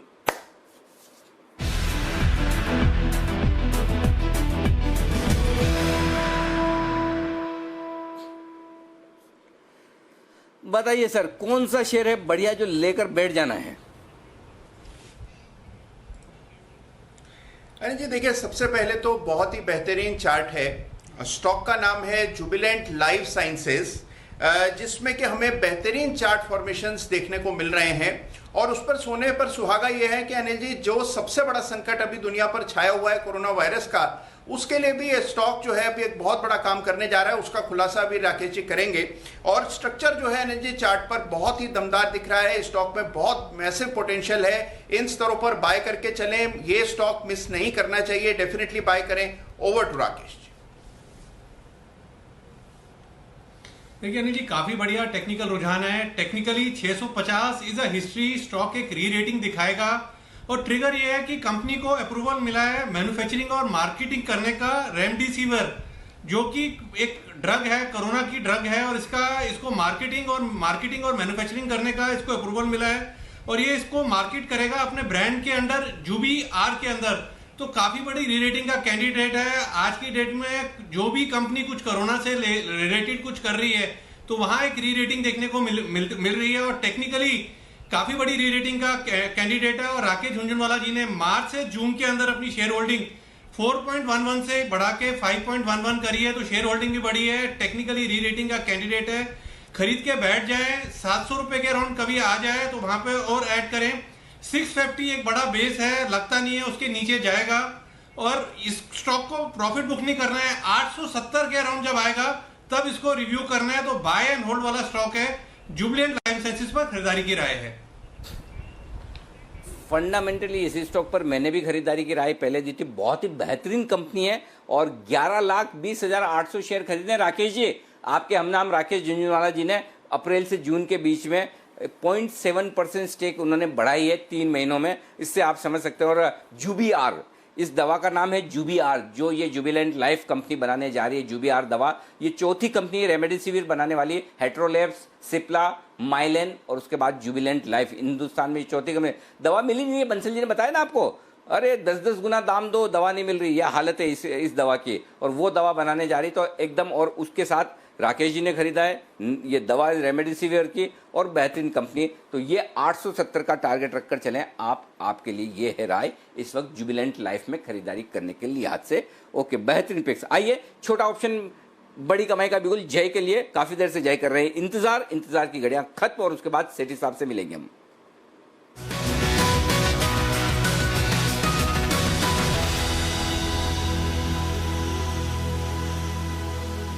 जय बताएं। अनिल जी, पहले तो मैं बधाई दे देता हूँ राकेश जी और कुणाल जी को। थैंक यू वेरी मच कि जुबिलेंट लाइफ पे इन्होंने कॉल दिया। इनफैक्ट ये मैंने भी कवर किया था 10 की कमाई में और इनके टारगेट्स मैंने जो दिए थे वो हासिल हो चुके हैं। और फिर बधाई ले भी लेता हूँ अनिल जी, साथ ही साथ ट्रेडर है तो ले भी लेते तो बधाई लेने का टाइम इसीलिए बिकॉज के मैंने, जैसे आपने कहा कि मैं 2 कॉल इनफैक्ट निकाल के रखे थे ऑप्शंस में। एक तो था फेडरल बैंक के ऊपर, एक टाइटन के ऊपर, जो एक वसीम साहब ने दे दिया फेडरल बैंक पे, विश्वेश ने दे दिया टाइटन पे। बट नेवरदलेस मैं भी सहमत हूँ, इसलिए मैं भी इस पे कॉल रेकमेंड कर रहा हूँ कि फेडरल बैंक पे 56 का इन द मनी हो गया है अभी वो कॉल ऑप्शन। बट नेवरदलेस मैं कहूँगा ये ऑप्शन लेकर चल सकते हैं, जो करीब अभी मिल रहा है 2 रुपये 60 पैसे के आसपास है जी। इसको खरीदना है 56 का कॉल ऑप्शन। नीचे में हम स्टॉप लॉस रखेंगे करीब 1 रुपये 20 पैसे पे जी। बट ऊपर में मुझे टारगेट बहुत ही अच्छे लग रहे हैं इसके। मुझे ऐसा लग रहा है 4 रुपये 50 पैसे हो जाएगा ये पहला टारगेट। एंड दूसरा टारगेट कहीं ना कहीं बनकर आ रहा है 5 रुपये 30 पैसे का।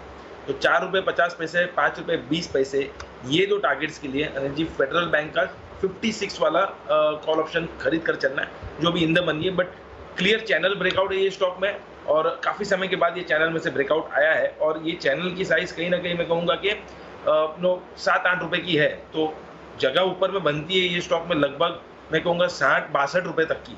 तो 62 रुपीज़ तक ये स्टॉक जाता है जो मेरा अनुमान है।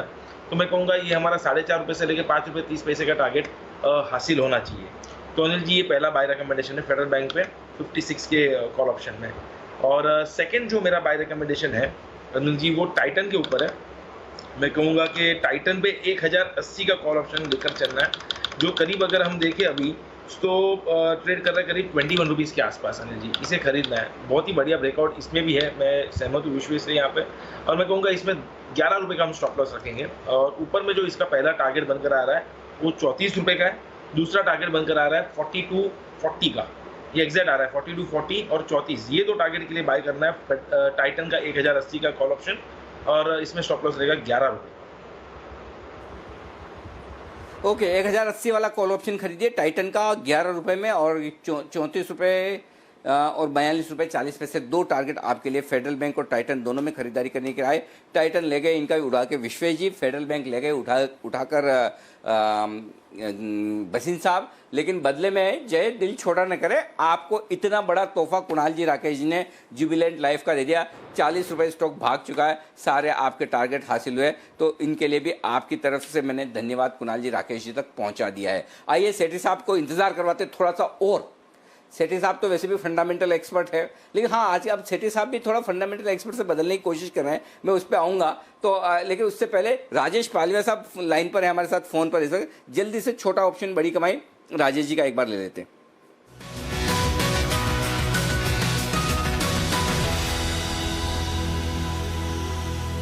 जी राजेश जी बताएं sir. Good afternoon Anil ji जो पहला ऑप्शन बाय करना है वो ऑप्शन हम बाय करेंगे बर्जर पेंट में। बर्जर पेंट का अगर हम सेटअप देखें तो स्टॉक में आज के सेशन में काफ़ी अच्छी बाइंग एक्शन लोअर साइड से देखने को मिली और स्टॉक का अगर हम सेटअप देखें डेली और वीकली सेटअप तो ये कंसोलिडेशन रेंज के बाहर निकलते हुए दिख रहा है। तो जिस तरीके का इसका सेटअप है हमें लगता है बर्जर पेंट में यहाँ से एक अच्छा मूव बनना चाहिए। तो इसमें हम 520 का call option at the money का ही कॉल ऑप्शन बाय करेंगे जो कि करीब चल रहा है अभी 13 रुपये 75 पैसे 13 रुपये 90 पैसे की रेंज में ये कॉल ऑप्शन बाय करेंगे। इसमें हमें लग रहा है कि बर्जर पेंट का जो मूव आना चाहिए 530-35 के जोन में जाना चाहिए। तो ये कॉल ऑप्शन का हमें टारगेट जो लग रहा है वो यहाँ से आना चाहिए 19 रुपीज से 21 रुपीज ये टारगेट होना चाहिए बर्जर पेंट के 520 के कॉल ऑप्शन में।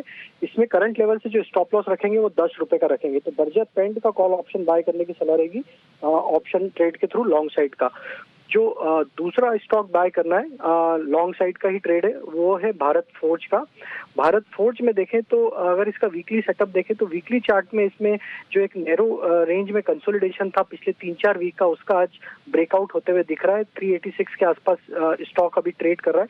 तो इसमें हम 390 का कॉल ऑप्शन बाय करेंगे जो कि करीब 12 रुपए के आसपास ट्रेड कर रहा है। बर्जर पेंट के सेटअप के हिसाब से हमें लग रहा है ये स्टॉक में 400 रुपीज तक के टारगेट आने चाहिए नियर टर्म बेसिस में। तो ये कॉल ऑप्शन का जो टारगेट बनना चाहिए वो 18 रुपए से 22 रुपए तक का टारगेट बनना चाहिए। इसमें हम स्टॉप लॉस रखेंगे 9 रुपए का। तो 12 रुपए में कॉल ऑप्शन बाय करेंगे 390 का 18 रुपए से 22 रुपए के टारगेट होंगे और 9 रुपए का स्टॉप लॉस होगा। अच्छा ये राजेश जी जब आपको पता है कि भाई जी बिजनेस पे जाना है 2 कॉल देने हैं चलो कॉल ढूंढते हैं कौन से कॉल दे तो फिर आप कैसे निकालते हो ये मतलब ऐसे स्कैन करना शुरू करते हो ABC ऐसे अल्फाबेट से जाते हो या मतलब कहीं से भी रैंडमली निकल के आते हैं ये शेयर? अनिल जी देखिए जी बिजनेस पे कॉल देना था मैं आधे घंटे से आपको M&M से जहाँ से आपने कवर किया वहां से मैं देख ही रहा था। तो पहले मैंने फेडरल बैंक आइडेंटिफाई किया था वो वसीम साहब ने ऑलरेडी दे दिया। उसके बाद टाइटन तो उसके बाद जो दूसरे स्टॉक्स थे मेरे और रडार पे वो स्टॉक्स पे कॉल दिए। भारत फोर्ज हम ऑलरेडी फ्यूचर में लॉन्ग ट्रेड ऑलरेडी यहाँ पे एक्सिस में हमने रिकमेंड भी किया हुआ है और हम इसमें बुलिश है। हमारा टारगेट 410 तक के हैं। तो भारत फोर्ज ऑलरेडी हमारी बाय लिस्ट में इसलिए हमने इस पे बाय दिया और बर्जर पेंट पे भी बाय कॉल ऑलरेडी इनिशिएट किया है। तो ये दोनों स्टॉक हमें यहाँ से प्रॉमिसिंग लग रहे हैं। तो ये दोनों स्टॉक भी प्रायोरिटी लिस्ट में थे बाइंग साइड में। तो ये स्टॉक यहाँ पे रिकमेंड किए। अच्छा फिर मुझे लगा कि ए से चले ए वाले हो गए तो बी के बाद दोनों भारत फोर्ज और बर्जर पेंट साथ में ना मतलब वो पास में है दोनों FNO में इसलिए मैंने पूछा है। चलिए तो राजेश जी बहुत बहुत शुक्रिया 2 बेहतरीन पिक्स के लिए। अब आप स्वागत कीजिए सेठी साहब का और सेठी साहब की शॉर्ट टर्म पिक्स के लिए बिगुल।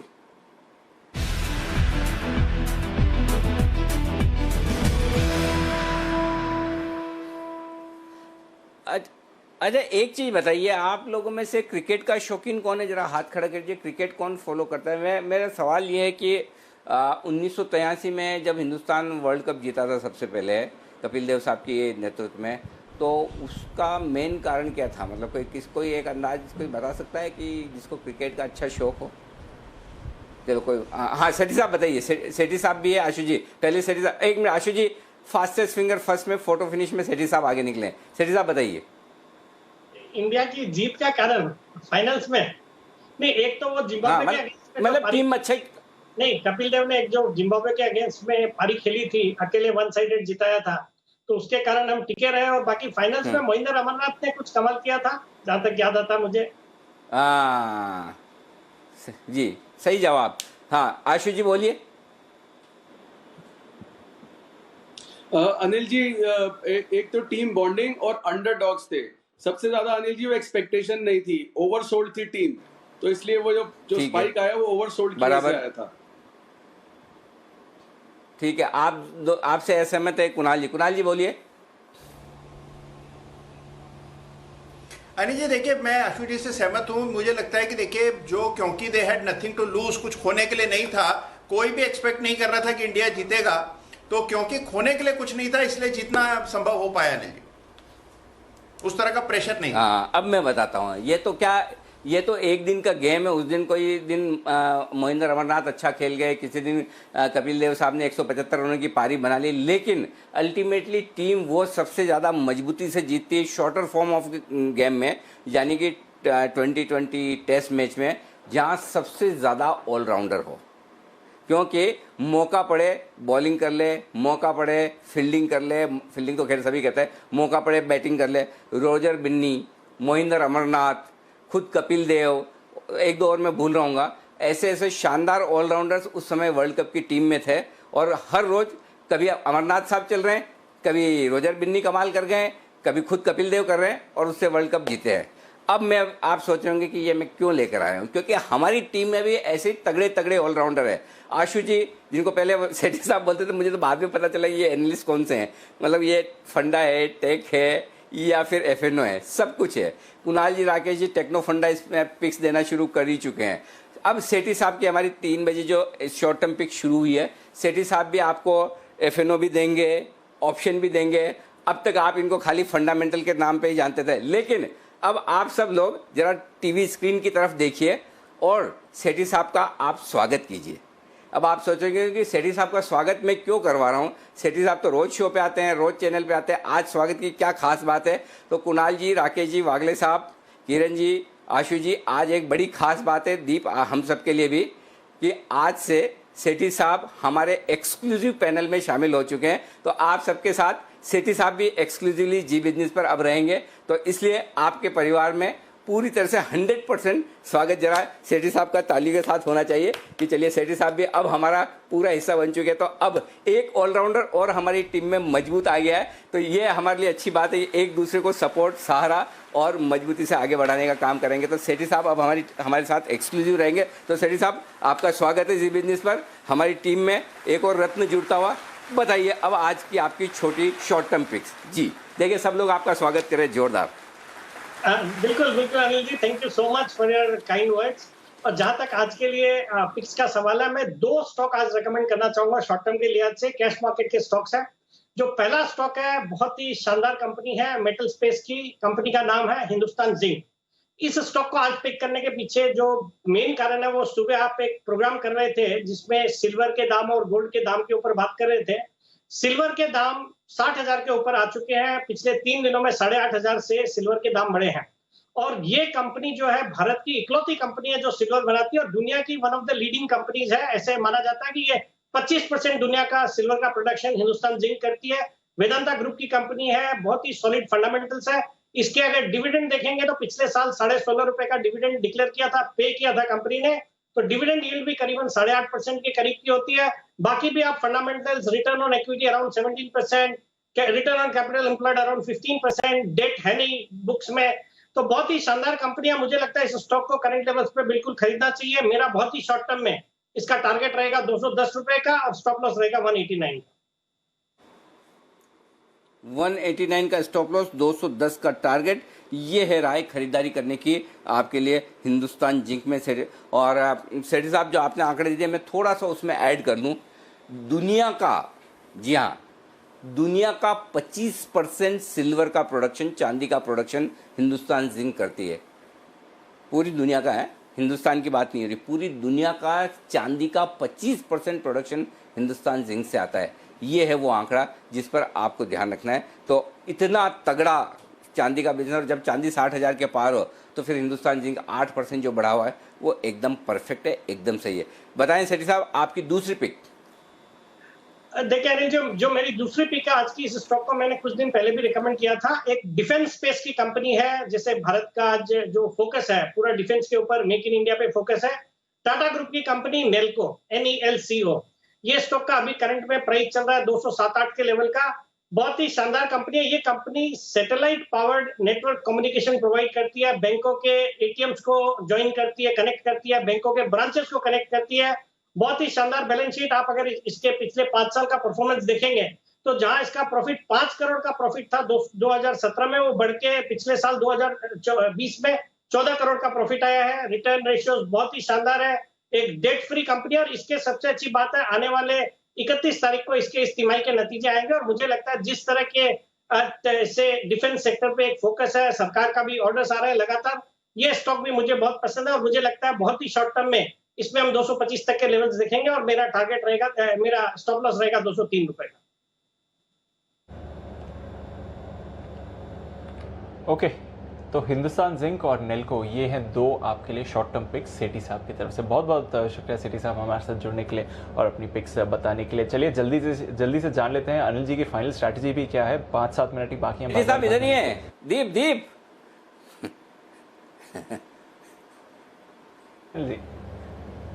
जी बिल्कुल, मैं बोल रहा हूँ बिल्कुल मेरा मतलब था इस शो के लिए, बट ऑफ कोर्स अब तो एक्सक्लूसिवली जी बिजनेस पर ही है। जी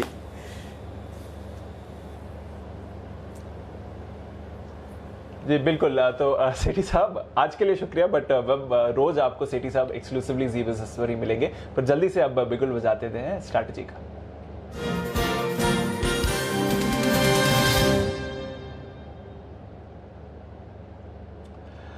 अनिल जी, ग्लोबल क्यूज थोड़े सुस्त हैं। हालांकि डाउ फ्यूचर्स में निचले स्तरों से थोड़ी सी रिकवरी आई है, पर अभी भी 100 अंकों की गिरावट दिखा रहे हैं। नैस्डैक फ्यूचर्स में भी आपको कट्स दिखेंगे इस समय लगभग 0.25% के। यूरोप के बाजार देखें तो 1% नीचे हैं, तो कमजोर ही संकेत आ रहे हैं। But bank Nifty Anil ji 22,900 के करीब आते हुए दिख रहा है। क्या व्यू बन रहा है सर? बढ़िया है दीप। कहीं कोई मतलब मुझे तो पता नहीं कि कहीं कोई, मुझे तो ऐसे कमजोरी का कोई संकेत आते हुए दिख नहीं रहे हैं। बाजार बढ़िया है। एक हल्का फुल्का करेक्शन आना था ओवरबॉट पुट कॉल रेशियो की वजह से, वो आया है। दिन के दौरान ऐसे करेक्शन आपको मिलेंगे, कोई दिक्कत नहीं है। डाउ फ्यूचर्स मेरे ख्याल से कितने 125 पॉइंट नीचे चल रहे हैं, इसलिए ठीक है। आपको जो भी खरीदारी करनी है कल के लिए छोड़ दें। अब आप देखिए, एक टाइम था जब है ना, आप रोज देखते थे कि निफ्टी ऊपर बंद होता था तो बैंक निफ्टी सुस्त ठंडा पड़ा रहता था, नीचे बंद होता था। आज सिचुएशन आपको बिल्कुल उल्टी दिख रही है। बैंक निफ्टी 115 पॉइंट ऊपर बंद हो रहा है और निफ्टी 18 पॉइंट नीचे बंद हो रहा है। तो हम आपको ये कह रहे थे कि देखिए लीडरशिप बदल गई, बैंक निफ्टी से आती हुई दिख रही है। अभी आज के लिए आपको कुछ नहीं करना है, शांति से बैठना है। न कोई फ्रेश तेजी की पोजीशन करके जानी है, न फ्रेश। एक बार डाउ फ्यूचर्स मुझे फिर से बता दीजिए। डाउ फ्यूचर्स एक बार मुझे बता दें कि कितना ऊपर नीचे चल रहा है। 125 पॉइंट ही नीचे है ना डाउ फ्यूचर।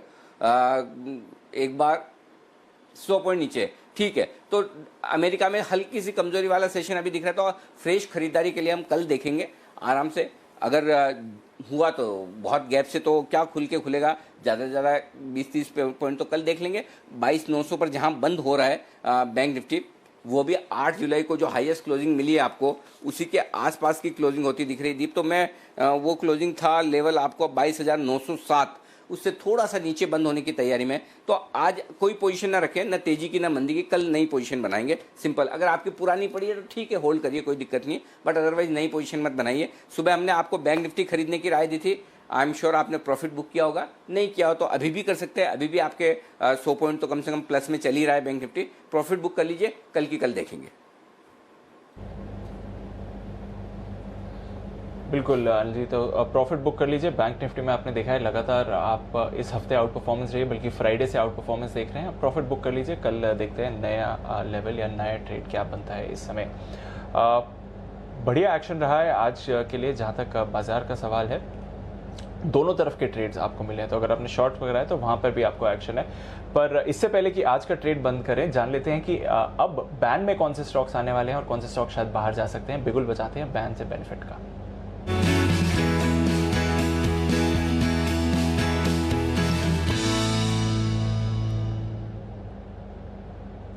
आज बैन से बेनिफिट के लिए संदीप हमारे साथ है। संदीप बताइए सबसे पहले तो कौन से स्टॉक्स शायद बाहर जा सकते हैं बैन के? अच्छा, अगर पहले आप बाहर जाने वालों की बात करें तो दीप, कल कुछ 10 ऐसे स्टॉक्स हैं जो कि बैन में थे, 8 उसमें से बने रहेंगे। 2 स्टॉक्स हैं जो कि शायद बाहर हो सकते हैं। उसमें सन टीवी है जिसकी मार्केट वाइड पोजीशन लिमिट आप देखें 84% के आसपास है, और सेंचुरी टेक्सटाइल या 78% के आसपास की आपको मार्केट वाइड पोजीशन लिमिट नजर आएगी। तो ये 2 स्टॉक्स हैं जो कि बाहर हो सकते हैं। ओके, सो 10 में से 2 स्टॉक्स बाहर जा रहे हैं, 8 स्टॉक्स बने रहेंगे। तो नई एंट्री कौन से स्टॉक्स की हो सकती है संदीप?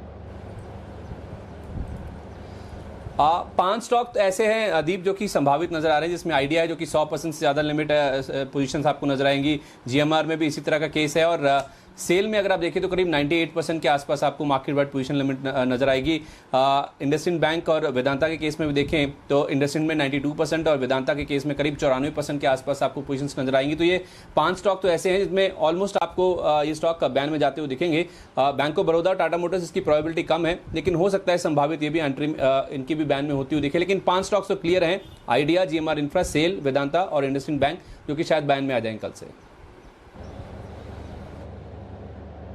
तो हर ऑल्टरनेट दिन आप देखते हैं आइडिया एक दिन बैन में आता है, एक दिन बैन के बाहर जाता है, अब वापस बैन में आइडिया आपको आते हुए दिखेगा। कई और स्टॉक्स हैं जो बैन में एंट्री ले सकते हैं, पर सन टीवी और सेंचुरी टेक्सटाइल्स ये शायद बैन के बाहर जा सकते हैं। तो फाइनली अब हम जो 10 दिन के स्टॉक देख रहे थे बैन में, शायद उससे ज़्यादा की लिस्ट कल आते हुए दिखेगी। बहुत बहुत शुक्रिया संदीप हमारे साथ जुड़ने के लिए और बैन से बेनिफिट हाईलाइट करने के लिए। आखिरी 1 मिनट बाकी है आज के ट्रेड का। अगर आपने लॉन्ग किया है तो आपके अच्छे पैसे बने हैं, शॉर्ट किया है तो आज के अच्छे पैसे बने हैं। दोनों तरफ के ट्रेड्स आज हुए हैं, पर axis bank star of the day रहा है। वॉलेटाइल बाजार में भी अच्छी शुरुआत हुई और फिर गेंस को इसने होल्ड करा है। 6.5% की तेजी के साथ 475 के लेवल पर एक्सिस क्लोज हो रहा है। टाइटन में बढ़िया उछाल आया है। गोल्ड ने आज नया रिकॉर्ड सर्च हुआ है, पहली बार 50,000 के पार गोल्ड गया है और टाइटन में आपने जबरदस्त खरीदारी देखी है। साथ ही पावर ग्रिड, जी एंटरटेनमेंट और आईटीसी यहाँ पर भी अच्छा एक्शन रहा है। तो अनिल जी भरपूर एक्शन रहा है आज। बिल्कुल, और उस एक्शन में एक स्टॉक है जो बड़ा जबरदस्त मजबूती के साथ दिन के हाई पर बंद हो रहा है। वागले साहब, उस पर आपको देनी है राय, और वो है टाइटन। सुबह आपने 1038 में खरीदने की राय दी थी, 1065। ये यार वागले साहब, ये गड़बड़ है। मतलब आपने 1065 का ही टारगेट दिया, थोड़ा और ऊपर का दिया होता तो वहीं पर जाकर बंद होता है। एग्जैक्टली दिन के हाई पॉइंट पर 1065 पर हो रहा है बंद। बचे हैं 10 सेकंड, जल्दी से बताएं, प्रॉफिट बुक करें या कल के लिए रखें पोजीशन? अनिल जी कल के लिए रखे पे और मिलने चाहिए। Stop loss 1050। वाह, आपके मुंह में सोना चांदी का च्यवनप्राश टाइटन की इस बेहतरीन कॉल के लिए। तो कल फिर से आपको 25-30 रुपए और मिलेंगे, ये वागले साहब का वादा है। तो वागले साहब का बेहतरीन कॉल, शानदार। मैं कब से सोचा था, मैंने कहा टाइटन भागे जा रहा है, और फिर मैंने देखा कि वागले साहब की सुबह की पिक कमाल करती हुई दिखी है। 1065 का टारगेट, और एग्जैक्टली सुबह का टारगेट आज दिन के लिए एग्जैक्टली डे हाई पर वहीं टारगेट पर जाकर स्टॉक बंद होता हुआ। आइए फटाफट आपको बता दूं शाम का 6 बजे का प्रोग्राम क्या है।